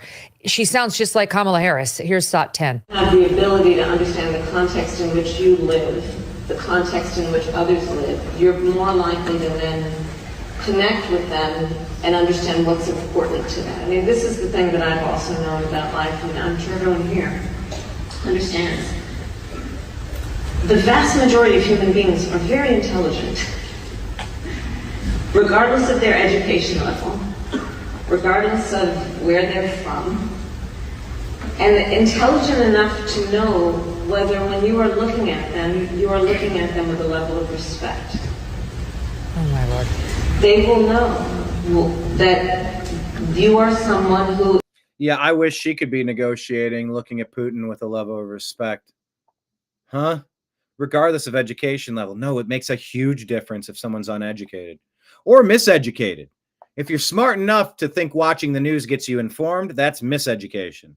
That's more dangerous than not watching the news. Yeah, if you don't watch the news, you're uninformed. If you do watch the news, you're misinformed. Oh, I wish she could look at Vladimir Zelensky, who was put in as a puppet in Ukraine after the CIA overthrew him with Victoria Nuland, Barack Obama, and Joe Biden in 2014, and look at him with a level of respect while he steals hundreds of billions of dollars from the United States. Yeah, you should just look at him with a level of respect because, you know, it doesn't matter if we're educated or not. What? Is actually interested in their life and their reality and their fears and their dreams or not. It requires you to be self-aware enough to understand that you may not understand their life. Yes. Oh my God. And then do some work to figure out how you can understand it better. Oh, my head hurts. That is painful. That is brutally painful. That's a really good point. Yeah. Where's it at? You said they protesteth too much. Uh-huh. Yeah, they're like overcompensating for it. But yeah, with Dan Bongino, that's how they lay the burden of proof on you. It's up to you to prove it. No. This dude was under the most scrutiny of any prisoner ever this side of Al Capone. You watch him with cameras, multiple cameras on him all the time. And there were 2 guards who were watching, but they took a break and all the cameras malfunctioned. Now you've magically found the footage of an empty hallway? Fuck you. Not buying it. Not buying it. Now they want you. Now, if you have some evidence that you think, I'd love to hear it. You know what that is? That was Stephen Colbert saying to Jon Stewart when he did there's been an outbreak of rich chocolatey goodness from Hershey, Pennsylvania. I wonder what could be the cause. Stephen Colbert running cover for the deep state. Like, now I don't know if where it came from in China. They said it's from a wet market. Now, if you have some proof to the contrary that I haven't seen, I don't know. Now, if you have proof, Jon Stewart, I don't know. But that's not what happened. Fuck Stephen Colbert. That was the same thing that Stephen Colbert tried to pull with Jon Stewart that Dan Bongino tried to pull with the cast on Fox there. That's exactly what it was.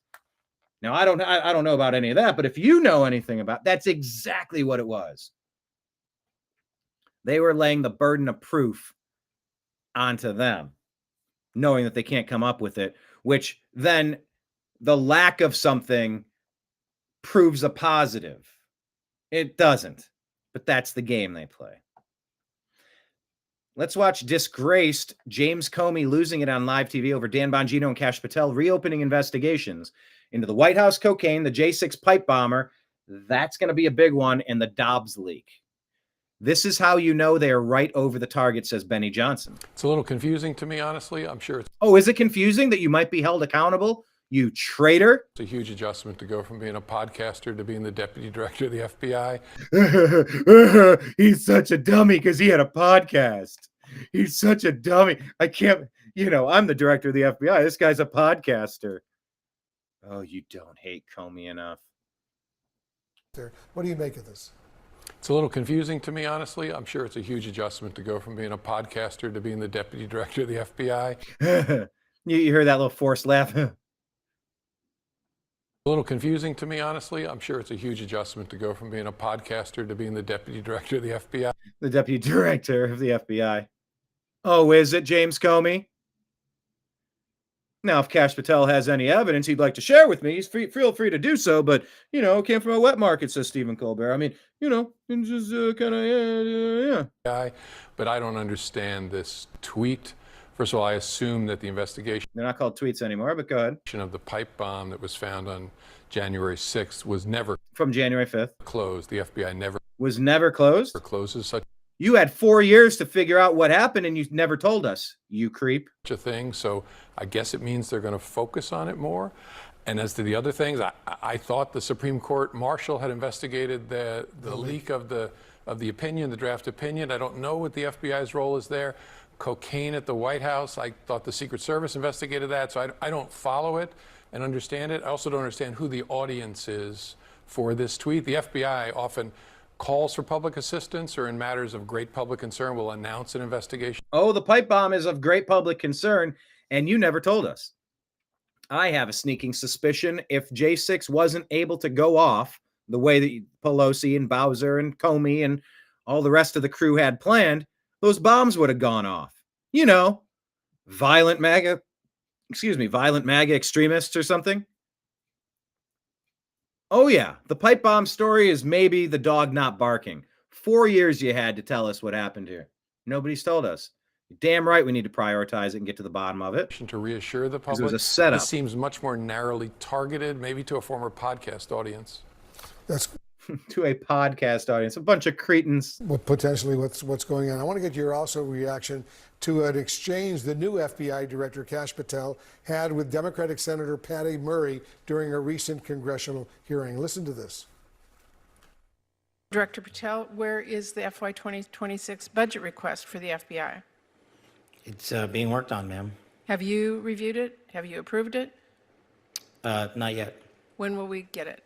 As soon as I can get it from my interagency partners and get it approved. That is insufficient and deeply disturbing. Insufficient and deeply disturbing to your wig? Get it from my interagency partners. Girl, and get she it grabs approved. it after That that. is insufficient and deeply What's insufficient? The wig glue? disturbing. Not to make fun of her if she doesn't have hair and wants to present as if she does, but I mean, that's either a really bad haircut or a wig. No response? I've given my response. Yeah, he gave his response like multiple times. What do you want? Are you concerned that the FBI will still be able to fulfill all of its important duties with Director Kash Patel leading the Bureau? I hope so. That I cringe at that clip. I actually feel kind of sorry for the guy. It's like showing up for a final exam with no pencils and no paper, and you didn't even know there was a final exam. I love he does this squint and he looks off into the distance. That's his major move here. Squint and looks up and off to the... Bongino is to stare straight ahead, kind of lower. His is to squint and look upper. And so I hope the career people are able to support the director and the career people. You mean the treasonous ones who still are loyal to you and not our Constitution? the deputy director. There are lots of people in the FBI who know what they're doing. Unlike Kash Patel, who doesn't know what he's doing.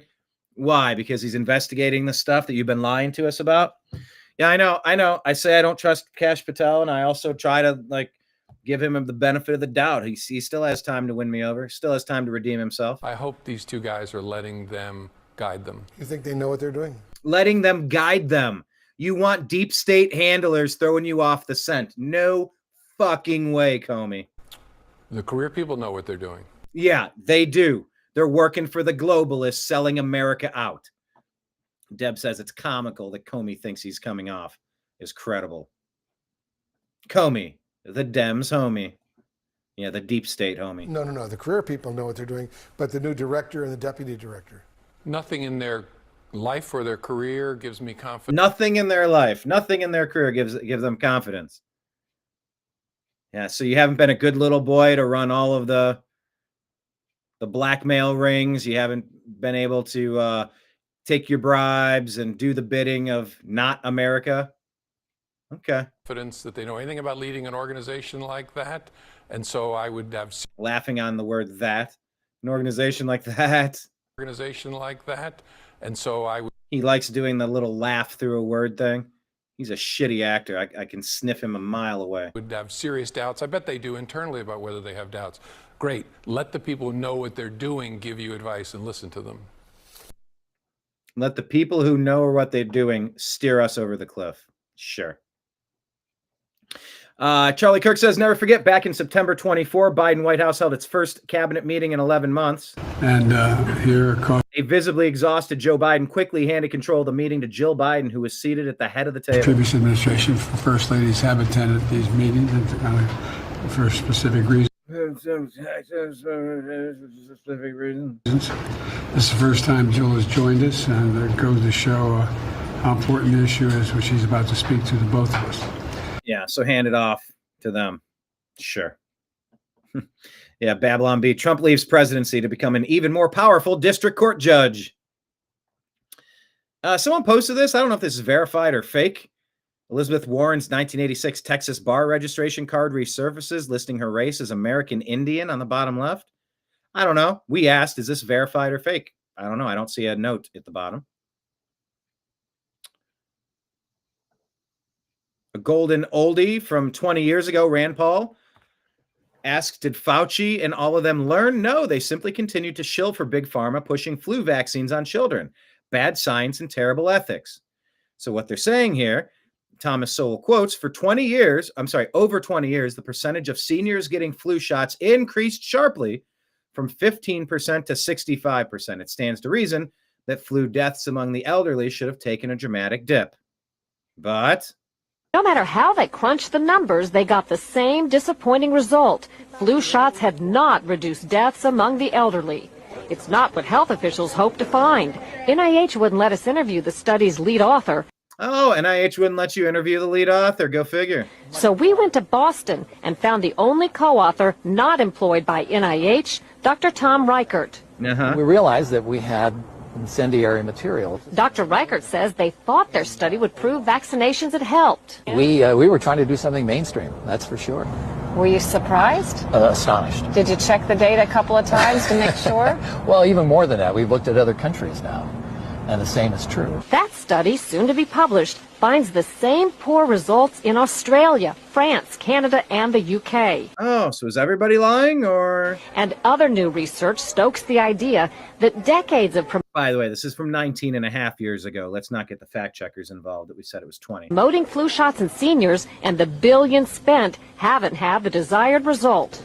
The current head of national immunizations confirms CDC is now looking at new strategies, but stopped short of calling the present policy a failure. There's an active dialogue into how we can do better to prevent influenza and its complications in the elderly. So what's an older person to do? The CDC says they should still get their flu shots, that it could make flu less to do. The CDC That's Cheryl Atkinson.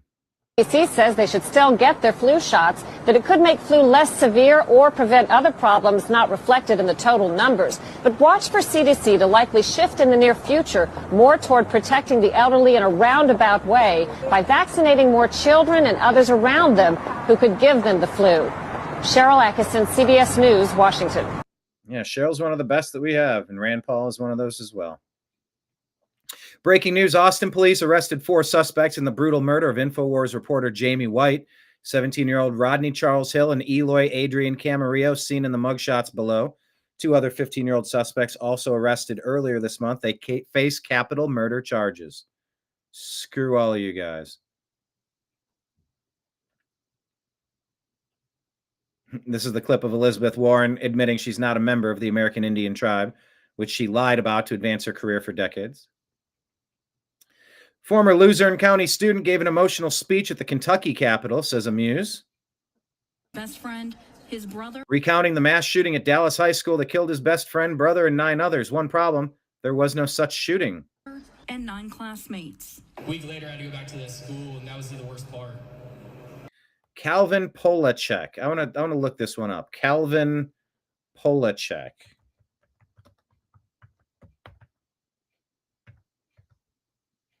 Did I spell it right? P-O-L-C-H-E-K? Yeah, I did spell it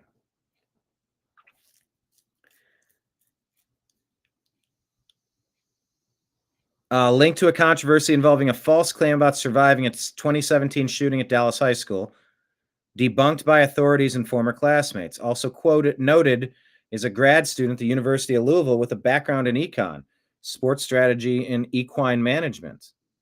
So did he lie? Yes, found to have falsely claimed he's a survivor. Confirmed no such shooting occurred at the school. Former classmates also disputed his claim, saying he was not a student there at the time. He later admitted to lying about the incident in a statement, attributing it to mental health issues. Because you had to walk past that spot where I saw my best friend, right, and pretend it was all normal. It was not normal. Folks, that's been 8 years, and I've been talking about this every single day since then for 8 years. 8 years of talking about this, and there's been nothing that's changed. Survivors like Calvin Polacek shared. So be careful when you get some people giving you their thoughts. Laura Logan shares this. This is Laura Loomer confronting Jake Tapper. Attempted assassination. Have some courage for once. Apologize for all of your fake news at CNN that has led to this attempted assassination of President Trump, Jake. Shameful behavior from CNN. You guys have blood on your hands. You have blood on your hands, Jake. When are you going to apologize to the American people for lying about President Trump for years? When are you going to call out Joe Biden for saying that it's time to put President Trump in a bullseye? Come on, you're always talking so much shit. The end of that. Earl Jacoby here says all of Gaza. Well, a Palestinian who just picked up food from a GHF location says Trump feeds us while Hamas starves us. God bless the Americans. They're giving us flour and food. Where's the media reporting on this? I don't know what to make of anything going on over there. I saw this. I shared it. Do with it what you will. Yeah, Brian Cates wants people hanged for this with lying about the vaccination success, and 46% of the deaths from the VAERS reports happening the day of the vaccination or within 2 days. This is how MSNBC spun Biden losing his mind at the time. Donald Trump and the MAGA Republicans represent an extremism that threatens the very foundations of our republic. This guy was deep into cognitive decline by this time. Remember that? You weren't allowed to discuss it. You weren't allowed to talk about it. That's just one layer of deception. Look at the outrageous staging of this speech. Look at MSNBC's reporting on it. Do you recognize the world you were living in right there? Now it's been admitted that the Biden administration were deliberately passing legislation and regulation to ensure that people that were cynical about vaccines were regarded as terrorists. When look at their Empire Strikes Back, crazy pseudo-fascistic backdrop. Yeah. They're the fascists. They always were. Let me know what you think about that in the comments and chat. That the Republican Party... Look at that scene. Look at that. Look at that. Never forget who these people are and what they did. Look at just, let me get out of the way. Look at this shit. Today is dominated, driven, and intimidated by Donald Trump and the MAGA Republicans. And that is a threat to this country. Okay, he was lying. A threat to the country, meaning you need to take him out. That's a call to violence. Then, possibly because he was sadly riddled with cancer and plainly in deep, deep senility. But what that demonstrates is that man was not making those decisions, nor was he in a position to. The furious scrambling backlash that the Democrats are experiencing now is an attempt to mask the fact that that man was clearly not empowered to make the decisions he was elected to make. No, he was not. Never forget that speech. Colorado has extremely rigged elections, says DC Drano. Gold Star mom Tina Peters found evidence of it and exposed it. And what did corrupt Colorado Dems like Jenna Griswold do? They threw Tina Peters in prison. Meanwhile, Jenna leaked the passwords to election voting machines and didn't tell anyone for 6 months. Now she's running as Attorney General to cover up her crimes. Pay attention to this. Check out her story. Senator Collins tells Marco Rubio she's concerned about Trump cuts to foreign aid programs like USAID. Well, Catturd says, translation, Susan Collins is in on the theft. Take it to the bank now. Corrupt to the core. Ben Shapiro, Luke Radowski points out, Ben Shapiro's big mad that Trump didn't bomb Iran for Israel. Watch Benny Boy talk about that. Byron Donalds mentioning that you have to be an adult to enter a strip club. But a Clinton-appointed judge, John Steele, wants sexually explicit drag shows to take place next to a popular children's playground in Naples, Florida. The ruling is atrocious, and the city of Naples should appeal this case to the Supreme Court. Their Pride Fest ruling, and by the way, I believe this is an outdoor event. Lunacy. Andy No reports that it has emerged that woke mayor of Seattle, Bruce Harrell, had kept in a secret that he was arrested previously for brandishing a gun on an 8-month pregnant Latina woman over a parking spot. Harrell says he was a victim of racism in the arrest. Go ahead and read that there. Seattle, being run by who? Who's Boston being run by? Well, wait, no, this isn't Boston. This is San Francisco. My bad. San Francisco appointed a Chinese non-citizen to their election commission. Think about that. A Chinese non-citizen who isn't even legally allowed to vote herself is now overseeing U.S. elections and election policies. These American cities like Seattle and San Francisco are completely upside down. There needs to be a reckoning. There need to be removals, recalls of these situations. They have to get some sanity. I don't know exactly how we do this, but you can't run a city like this. Last year, Kelly Wong joined a 7-member body that oversees and creates all policies for the city's Department of Elections. Wong's appointment was made possible in 2020 when Prop C removed citizenship requirements for serving on city boards. How can you serve on a city board if you're not a citizen? And advisory bodies, and nobody said a damn thing. Slippery slope, y'all. Mike Ben's pointing out here where Stephen Colbert used to be against the vaccines when Trump was doing it. But then what changed? In the summer of 2020, Colbert aired a sketch warning people to be skeptical of vaccines and Big Pharma. And then 11 months later, who started dancing? Oh, wait, if I play this, am I going to get flagged by ABC? I'm adding original, unique commentary to show the compare and contrast To what changed, Stephen Colbert? Stephen Colbert, what changed in less than a year? Some folks are skeptical. Thankfully, Big Pharma has come up with a way to reassure the public about their motives. Okay, so this is during the pandemic. He's doing his show from home library. And it's all in their new ad. Are you worried about the future? Unable to sleep at night? Afraid that pharma companies will put their profits ahead of your health? Right. If you are concerned about the cost of a vaccine, ask your doctor about Vaxilax. Vaxilax. Vaxilax is the only medication There's no studio audience, which makes this very interesting. proven to reduce No laugh track. anxiety about Big Pharma taking advantage of you in a national crisis. So this product, this fake product joke, is to reduce anxiety of Big Pharma taking advantage of you during a crisis. You can trust Vaxilax because of its mascot, Professor Cashington, the ethical money sack.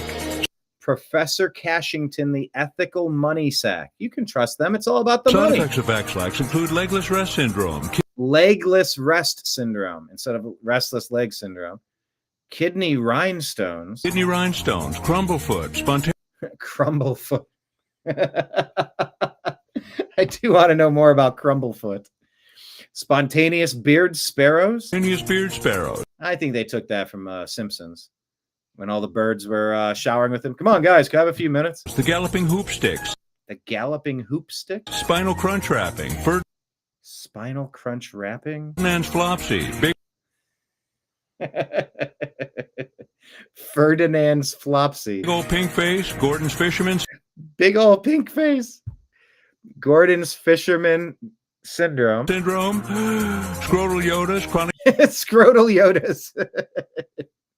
Some of these names are kind of funny. vaccine resistance, Chronic vaccine resistance. facial graham crackering, Facial graham crackering. full-blown coronavirus, and dollar bill.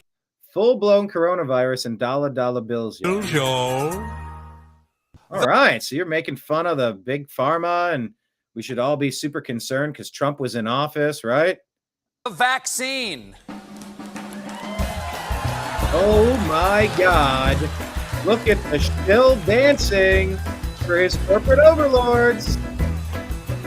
This actually happened. You may never be able to convince people. Two of them are fancy men dancers, perhaps. They're doing the Huey Herman song. Oh, maybe three of them are fancy man dancers? No, maybe three. Stephen Colbert did this. The vaccine. One of the cringiest moments in TV, and Stephen Colbert has been doing cringy moments.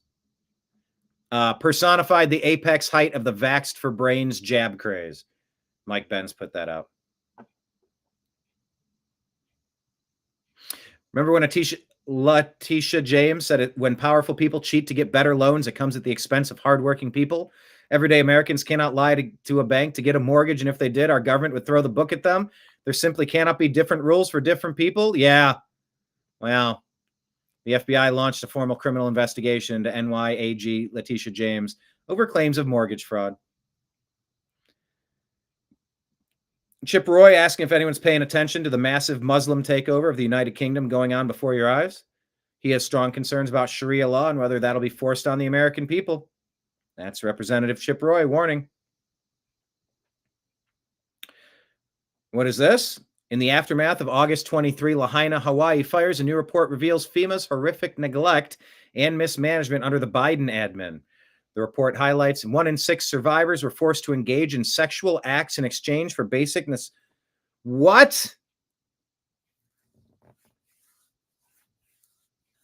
Now, I heard stories about this happening with the housing authority of the city of Los Angeles. If you didn't bang the people who were coming to check on you, you'd lose your housing. Where there are federal benefits, there is rampant waste, fraud, and in this case, abuse. The report highlights 1 in 6 survivors forced to engage in sexual acts in exchange for basic necessities like food and housing. These women, our fellow American citizens, were so desperate for food that they had to resort to such extreme measures just to feed themselves in our own country. While American citizens from Hawaii to North Carolina suffered, Biden and Mayorkas used FEMA as a piggy bank, spending hundreds of millions of American taxpayer dollars going to house illegal aliens. This will never happen again under the leadership of President Trump and Secretary Noem. This came out from Homeland Security. Yeah, this guy, he will twist and turn our provisions. Nevada DHHS specialist caught on camera admitting to bending the rules to steal American money to give to illegal aliens. Dr. Patrick Moore says the future will show that climate change is a hoax. Say what you will, get countervailing views. It's CISA.gov/rumor control because they cannot let you get away from the climate change agenda because that's the big money, that's the big piggy bank. Oh, this is the video here. It's 4 minutes. I'm not going to play it, but in what world would it be okay that the Obama FDA was running a fetal organ chop shop, purchasing dismembered baby heads for $550 a piece? In the Freedom of Information FOIA's Freedom of Information Act documents obtained by Judicial Watch, it literally said the fetal organs be fresh, never frozen. Truly sick and disturbing story that completely went under the radar. Check this out. It's an interview with Judicial Watch and OAN. There's a reminder to watch our interview with Mr. John B. Wells. It's a good show. Mark Levin saying if the Supreme Court doesn't stop what these lower courts are doing, and quickly, he's going to lead a national movement to pressure Congress to remake the lower courts. It'll take time, but it must be done. And under our Constitution, we have every right as the people of this country to press our elected representatives to uphold the Constitution and give us our republic back. The lower courts are violating separation of powers, seizing authority they don't have, and becoming populated with rogue lawyers and activists. The Constitution empowers we, the people, and through us, our representatives, to fix this. We helped launch the Convention of States movement here, and it'll bring millions together to address this. Again, it won't happen overnight, but if this continues, it will happen. After all, it really isn't about our president. It's about our republic and our Constitution. So yeah, Clandestine says what Bongino lets us know. The good news is Trump loyalists are gaining ground. They found Comey's little stash. They're finding the information, going through it, digitizing it, working on getting it to Congress and the American people. Also, the fact that Bongino and Cash are exposing Comey's treasonous intelligence hiding operation confirms they're on our side. If they're involved in a cover-up, they wouldn't be exposing the cover-up. I know many of you want everything now. But there is a shadow war going on, and we, the public, only see the surface. We have the right people in position, and they are working diligently to get it done. Clandestine puts out a lot of good stuff. Clandestine has a lot of contacts. Take it for what you will. Once again, free Tina Peters. Government of Nevada issues a statement in response to their report. Joe Lombardo, the governor, says they're aware of the allegations of misconduct from the viral video. I believe that's the one where they said that guy's twisting what he can to steal money from Americans to give it to illegal alien invaders. Is this the video where they're saying Elon has a black eye? The first light. You know about the Black Eye Club, not the Black Guy Club. That's the Glenn Greenwald story I'm going to give you in a second here. Allegedly. So the first flights there will send with the Optimus robot. So they're going to send flights to Mars and put a robot on it. So we can go out there and explore and kind of prepare the way for humans. And that'll be a very cool image if we're able to achieve it. And look at his right eye. Is he a member of the Black Eye Club? Launching end of next year. It would actually technically arrive in 2027. He looks like he has a black eye, a bruised eye. But that would be an epic picture to see Optimus walking around on the surface of Mars. I mean, that's wild. I mean, it makes sense. You wouldn't send people up there first. Send the robot. Send a couple of robots. See what they can do. See what we can learn. Kevin O'Leary likes Tesla, calling it one of his greatest investments ever. I mean, yeah, Elon left the federal government, by the way. That's part of this big story. And the story is that he was always intending to leave right around this time, so it's not a big deal, or is it? He seems kind of frustrated. Looks like he has a black eye. Did he get punched? Is it part of being in the group?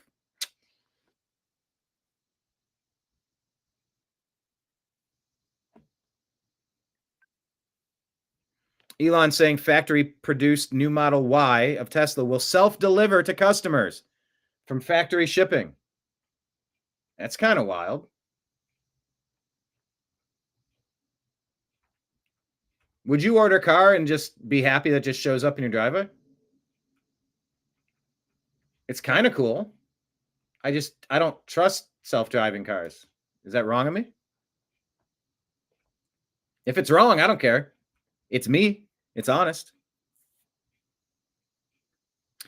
C3 asking, is this not a judicial coup? Here's Norm Eisen laughing about suing President Trump at 12:01 on Inauguration Day, bragging about 152 open lawsuits against President Trump.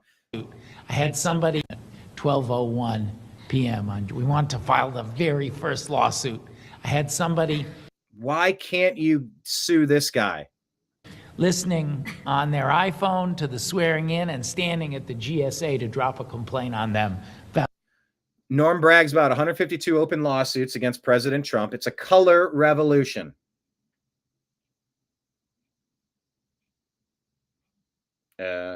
Is this going to work? Yeah, there we go. Color revolution. It's treasonous behavior and it should be dealt with by the Department of Justice.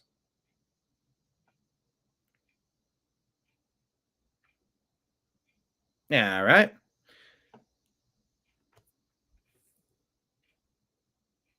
Luke Radowski is starting to think this whole thing with Epstein is a misdirection, so we stopped talking about the actual predators who are still out there hurting children now. Yeah, expose the monsters. Who was funding this scheme? Which other nations were involved? Who was compromised? Who greenlit this demonic plan? Why haven't we indicted the people involved with the island? If we let them get away with this, we encourage more of this. More about the baby skulls. Laura Logan is with Charlie. It's crossing the line. Absolutely disgusting. And this should be a part of the abortion conversation with young girls who are being indoctrinated and deceived. They need the whole truth. Gaina Fauci says these lying celebrity officers are the backbone of the left's fake January 6 narrative. That's why Biden pardoned them, along with the entire sham J6 committee. Maybe with the auto pen, and maybe it could be redone, undone. The persistence, Scott Pressler says, here's a warning to Republicans. I'm on the ground every single day talking to voters. If Republicans don't get their act together to codify President Trump's agenda, Doge, no tax on Social Security. That's the two things. He wants Doge and no tax on Social Security codified. If you don't do this and get your act together, you will lose the midterm elections. I say this peacefully and professionally.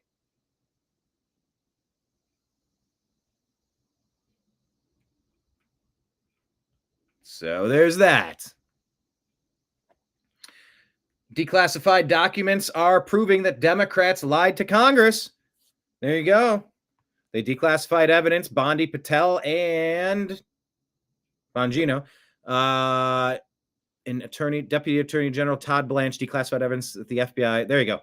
A.G. Orr's wife, Nellie, lied under oath to Congress, but refused to prosecute, fearing it would help Trump win. Okay? Go get him. Indict, indict, indict. Cash doesn't explicitly say it in this clip, but he certainly alludes to it. Once you appreciate that the fentanyl precursors and fentanyl super labs are operating virtually unabated in CCP-infiltrated Canada, you will appreciate what I mean when I say Canada has become a national security threat to the United States of America. So if you can't fix Canada, buy it and then renovate it, right? It's like Trump did to a shitty hotel. Buy it, gut it, fix it. That's all it takes.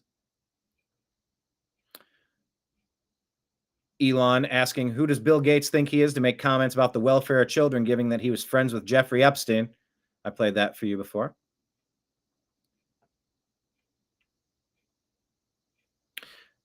This Zeke person says, if I make a cash deposit to my bank in excess of $10,000, I have to prove to my bank that I'm not doing anything illegal while they freeze my account.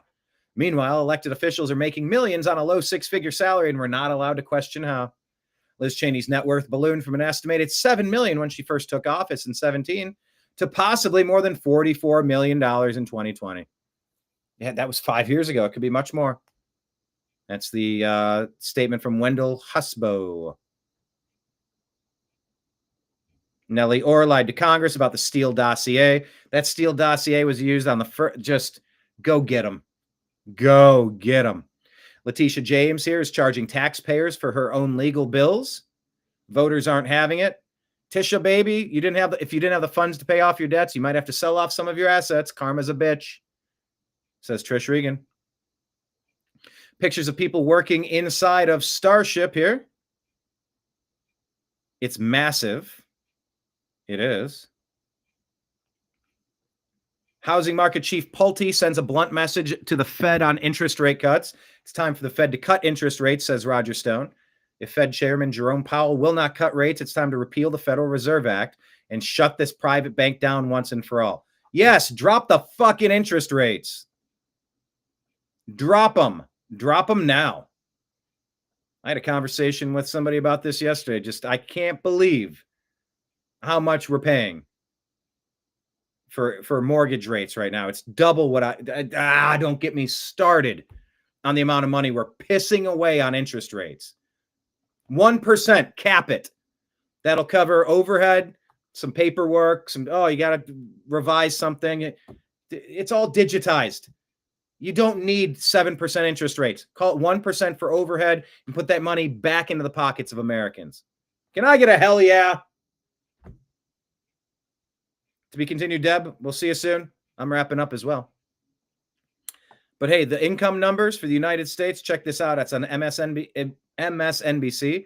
They seem pretty happy. The income numbers, really, for the first 4 months of the year, they're stellar. They're really stellar. I mean, I could go back and look at the first 4 months of many different years. Really very strong numbers, and you're right. This administration is criticized for just about everything under the sun. I've never, ever in my lifetime had glimpses into the politics of an administration in the form of transparency like this one. Why don't we be, give credit where credit is due?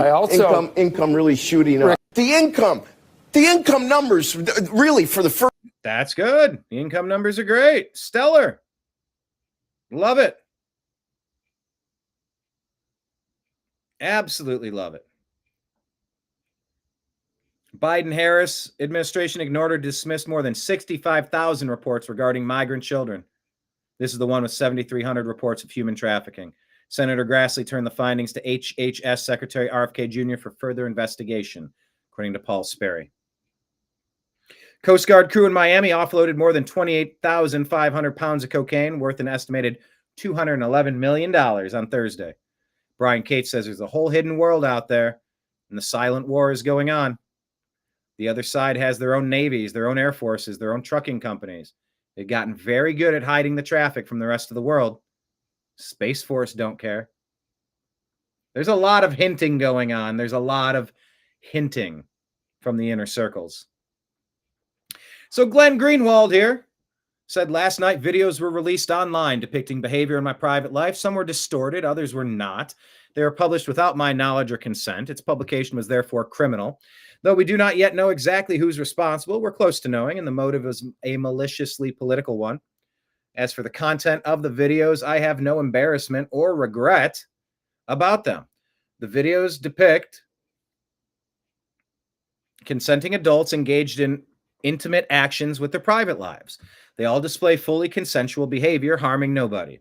Obviously, it can be uncomfortable and unpleasant when private behavior is made public against your will. That's why the behavior is private in the first place.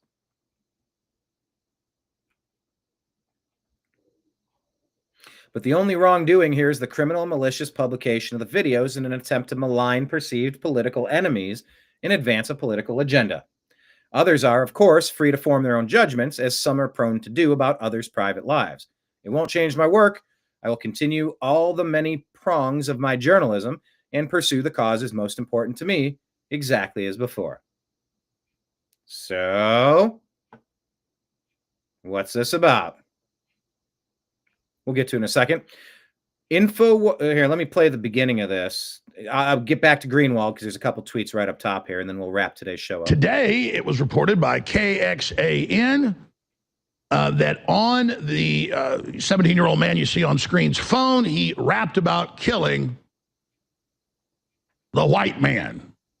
And he is reportedly who they have charged, and the other people are reportedly going to testify against him for executing Jamie White. Murder suspect rapped about killing Jamie White. White boy came outside, hit his damn ass with a 9. This anti-white hatred from South Africa to the entire Democrat Party, it seems, to these killers here. It's so vile. It's so bad. Crooked FBI agent gets a slap on the wrist. FBI lawyer Kevin Kleinsmith, working for Mueller, pled guilty to falsifying evidence and lying to the FISA court to fuel the Russia hoax to sabotage Trump's presidency. Durham recommended prison, and Judge James Boasberg gave him a slap on the wrist. Not okay. Dan Goldman compares ICE officers to the Gestapo. First Walls and Al Goldman with this garbage rhetoric. Yeah. Call them Gestapo. You're basically calling for a hit on these people. Here's a reminder. Did you see a compilation like this before? The perpetrator of J6 or not, but let's just listen to him in his own words. As soon as President Trump is finished speaking, we are going to the Capitol. It's that direction. That's where our true problems lie. President Trump is done speaking. We are going to the Capitol. That's where our problems are. Okay, folks, we need your help. As soon as President Trump stops speaking, we are going to the Capitol. Ray Epps. The Capitol's in that direction. Let people know. Spread the word. Did you ever see that compilation of that guy?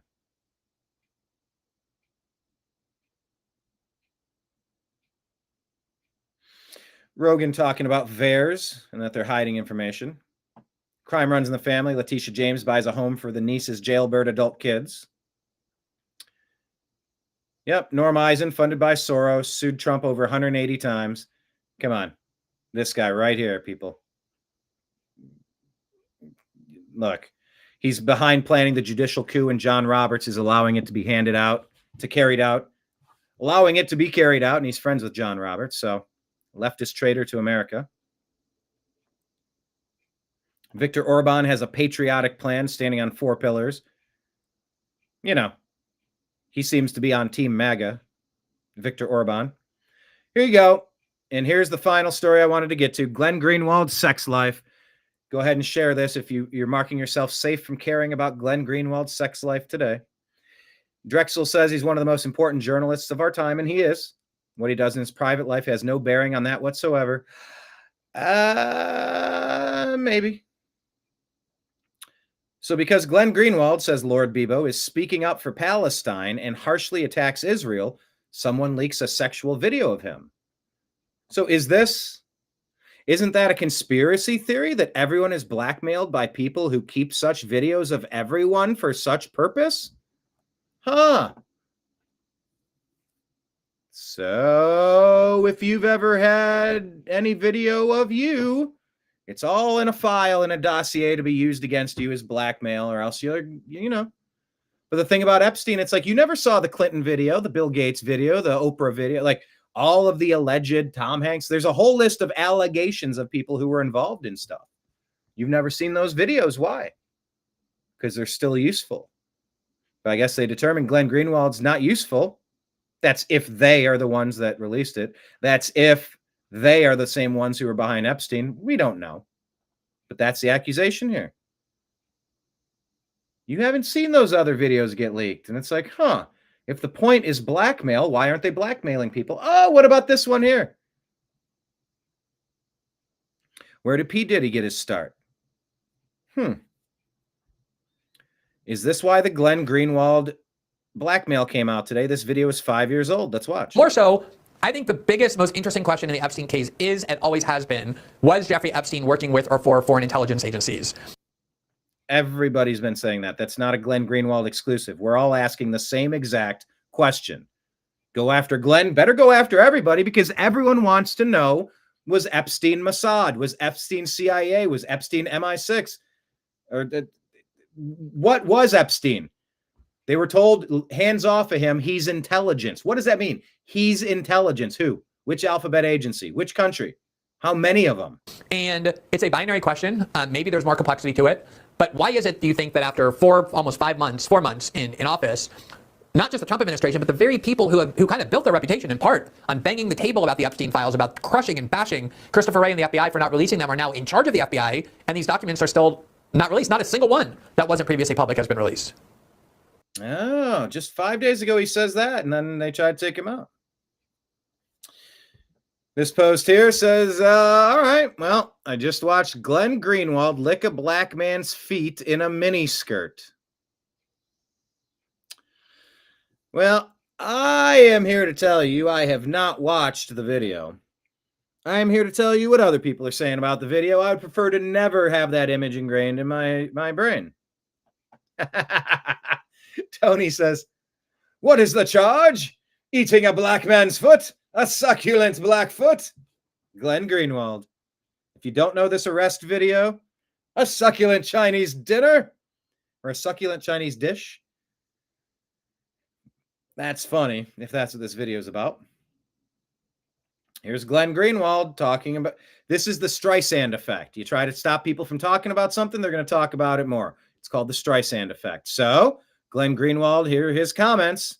Is this what got him doxxed? The Israelis are like an apocalyptic cult. They don't recognize moral limits. They don't acknowledge the humanity of Palestinians. They absolutely consider Palestinians to be animals. There's no way you can just do what they've done to Gaza. Bomb every remaining hospital and mosque and school. They're bombing electricity generators for hospitals so that ICU patients on incubators die. They've bombed shelters. They've constantly bombed people in tents. The number of children who are dead, including under 3 years old, is just, as a statistic, is shocking in itself. There's no question the number of people who have died that we hear from Gaza is extremely underestimated because they only count the people who go through the morgue. Huge numbers of people are still lying under that rubble. There's massive rubble everywhere with bodies underneath who don't make it to the morgue. There are other people who die of disease or hunger who aren't counted because they're not actually killed with bombs or bullets, but they're victims of the Israeli action nonetheless. They've stripped the Palestinians in Gaza of all remaining humanity. I mean, they go to bed every night with Israeli bombers over their head, being terrorized every night that that's the last night their children are going to wake up. I don't even know how you get through this and then maintain any semblance of life, especially the million children in Gaza whose childhood is shaped by this. How do you function? How do you become a normal human being? How do you ever feel safe or stable? Or it's inconceivable. So Glenn Greenwald just doxxed and embarrassed today. Does that have anything to do with these? I don't know, but that's what people are guessing. Glenn Greenwald says generational change is the most reputable and outspoken Jewish journalist against the Palestinian genocide. Israel trying to kink shame a gay man for exposing their war crimes is very on brand, she says. Thankfully, their stranglehold over our economic and political system is starting to crack. Glenn Greenwald, the gold standard of moral authority. Here he is saying the Israelis don't recognize moral limits. And there he is, dressed up as a schoolgirl, licking a black dude's feet, allegedly. Someone is claiming that this thing here, Shelley says, I've been saying all along that Glenn Greenwald is a basket of neuroses and complexes. This vindicates me. And yes, that is a Palestinian flag he has affixed to his maid's costume. Do you see a Palestinian flag there? I don't know.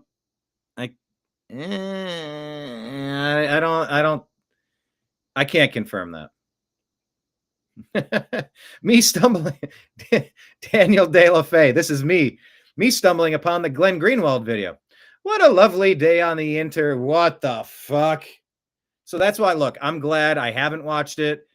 I don't want to see it. But people are talking about it, so I'm going to talk about what the people are talking about.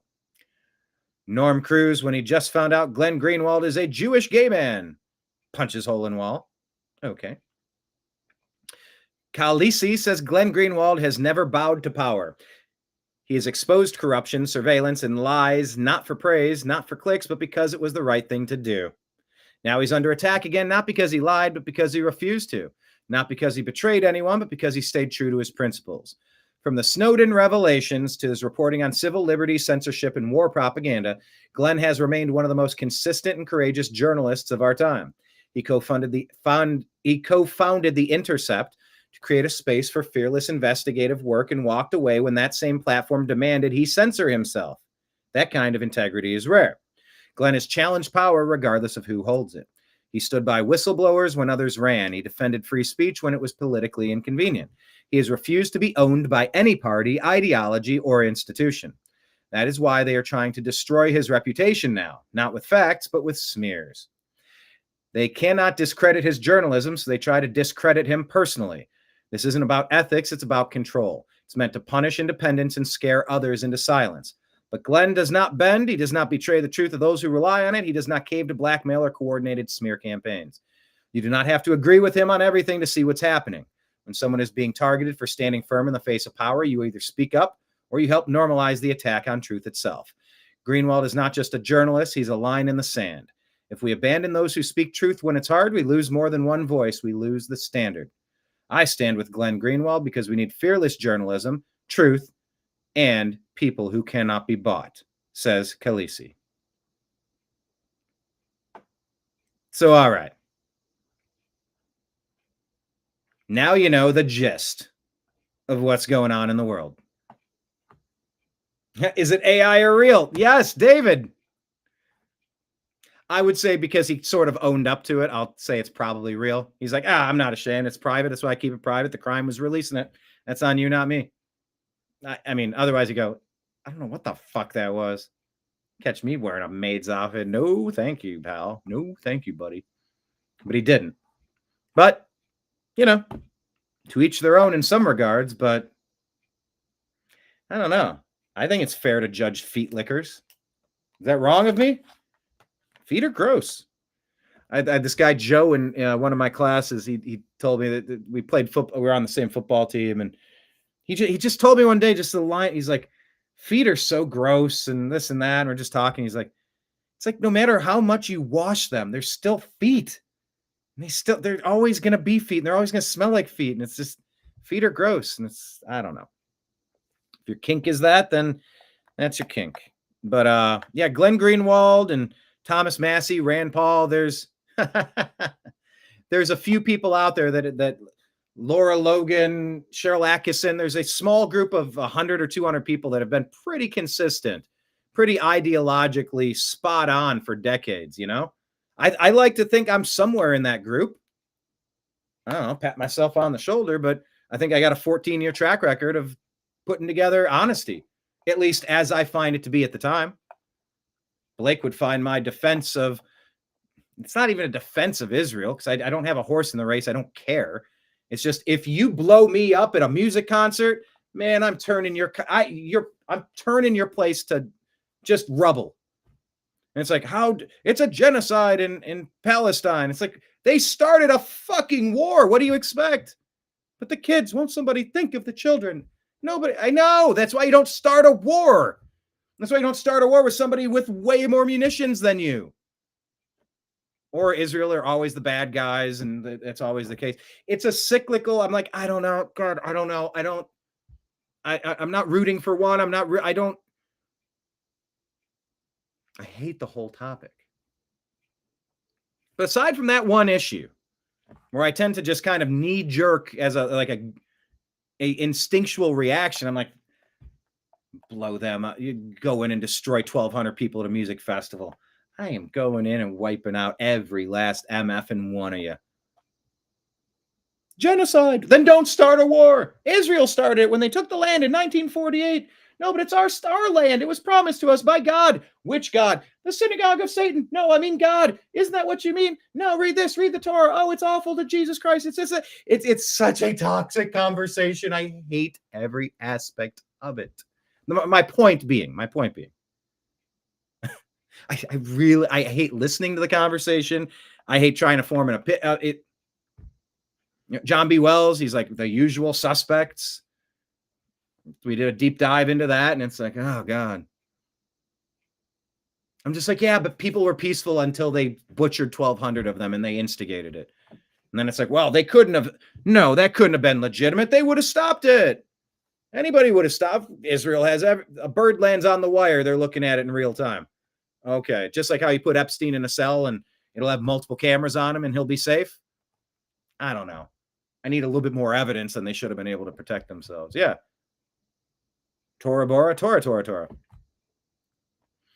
No, Kenneth, your comment was good. Let me just get back to the point I was making. Was it made up? That's funny. Was it made up? I don't think so. I think it was an actual video, and I'm not going to watch it.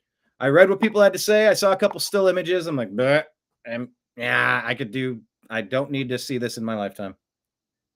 But what I was saying is, aside from getting hammered for the horrible position of saying, yeah, you should beat the shit out of somebody if they butcher 1,200 of your people at a music festival. I guess that's a bad opinion to have or something.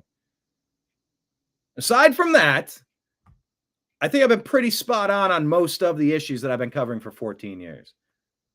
Greenwald and Logan, like there's people that have, more reach and more audience, fine, more profile, but I think I've done a pretty good job for a decade and a half trying to be pretty spot on in my analysis of what's happening. At least doing the best job that I can with the information I have at the time. Don't always get everything right, but I try to, and I've never been paid to be deceptive to you a single time. And so I'll accept that, and I'll take my small victory and call it a day for today. So I do like Glenn Greenwald. I'm interested to see how this story unfolds. A lot of stories. I'm eager to see the next step. A lot of these are just, here's an update on where we're at on the timeline. We're going to get 6 or 7 more bullet points on that story before it concludes. So we'll see how it shakes out. All right, that concludes my show for today on the TNAM Daily Show here on the New American Media. Thank you so much for watching. Everybody in chat, you are awesome. You feed me the fuel that I need for the fire to burn, and it's burning, and I have returned, and I am whatever you say I am. If I wasn't, why would I say I am? In the papers, the news, every day I am. Radios won't even play my jams.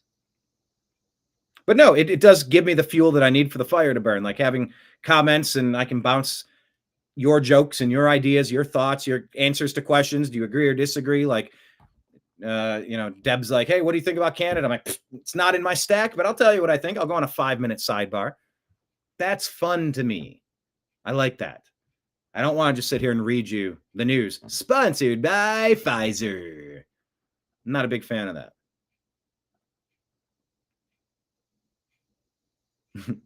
My show will be in classrooms at Fordham U one day. Hey, I'm leaving a paper trail, Let the eternal universe judge my efforts. Follow us at all the places below. I told you about that already. Once again, tip jars out. Patreon at the New American Media. Venmo Cash App at Brian Engelman, and PayPal at Fuzz Installment. Kenneth, David, everybody else out there in the TNAM universe. I know Deb took off and Unholy Hoax was here and all of that jazz. Man, I'm content. One more before we wrap. Dear Lord Heavenly Father, David Bann has an awesome cat named Spiral. He's hoping that everything's okay with Spiral. Maybe he's just in heat. Whatever the case, if it be in your will to return this cat, please bring him home sooner than later. David's worried sick. Give him strength and clarity, and help his network of neighbors and friends. Like I said, knock on some doors and share some pictures, send some text messages, because then they all go out into their universes and they're looking all day. So, but anyway, if it be your will to return this cat, please do so quickly. Safe from any harm. Or if there is a situation where he's stuck in a garage, because that's the other thing you're supposed to add. So mote it be, in your name we pray, amen. Amen. So please bring the cat back. But yeah, I mean, the cat could have just walked into a garage and somebody hit the thing and it was at the back and it's stuck in a garage.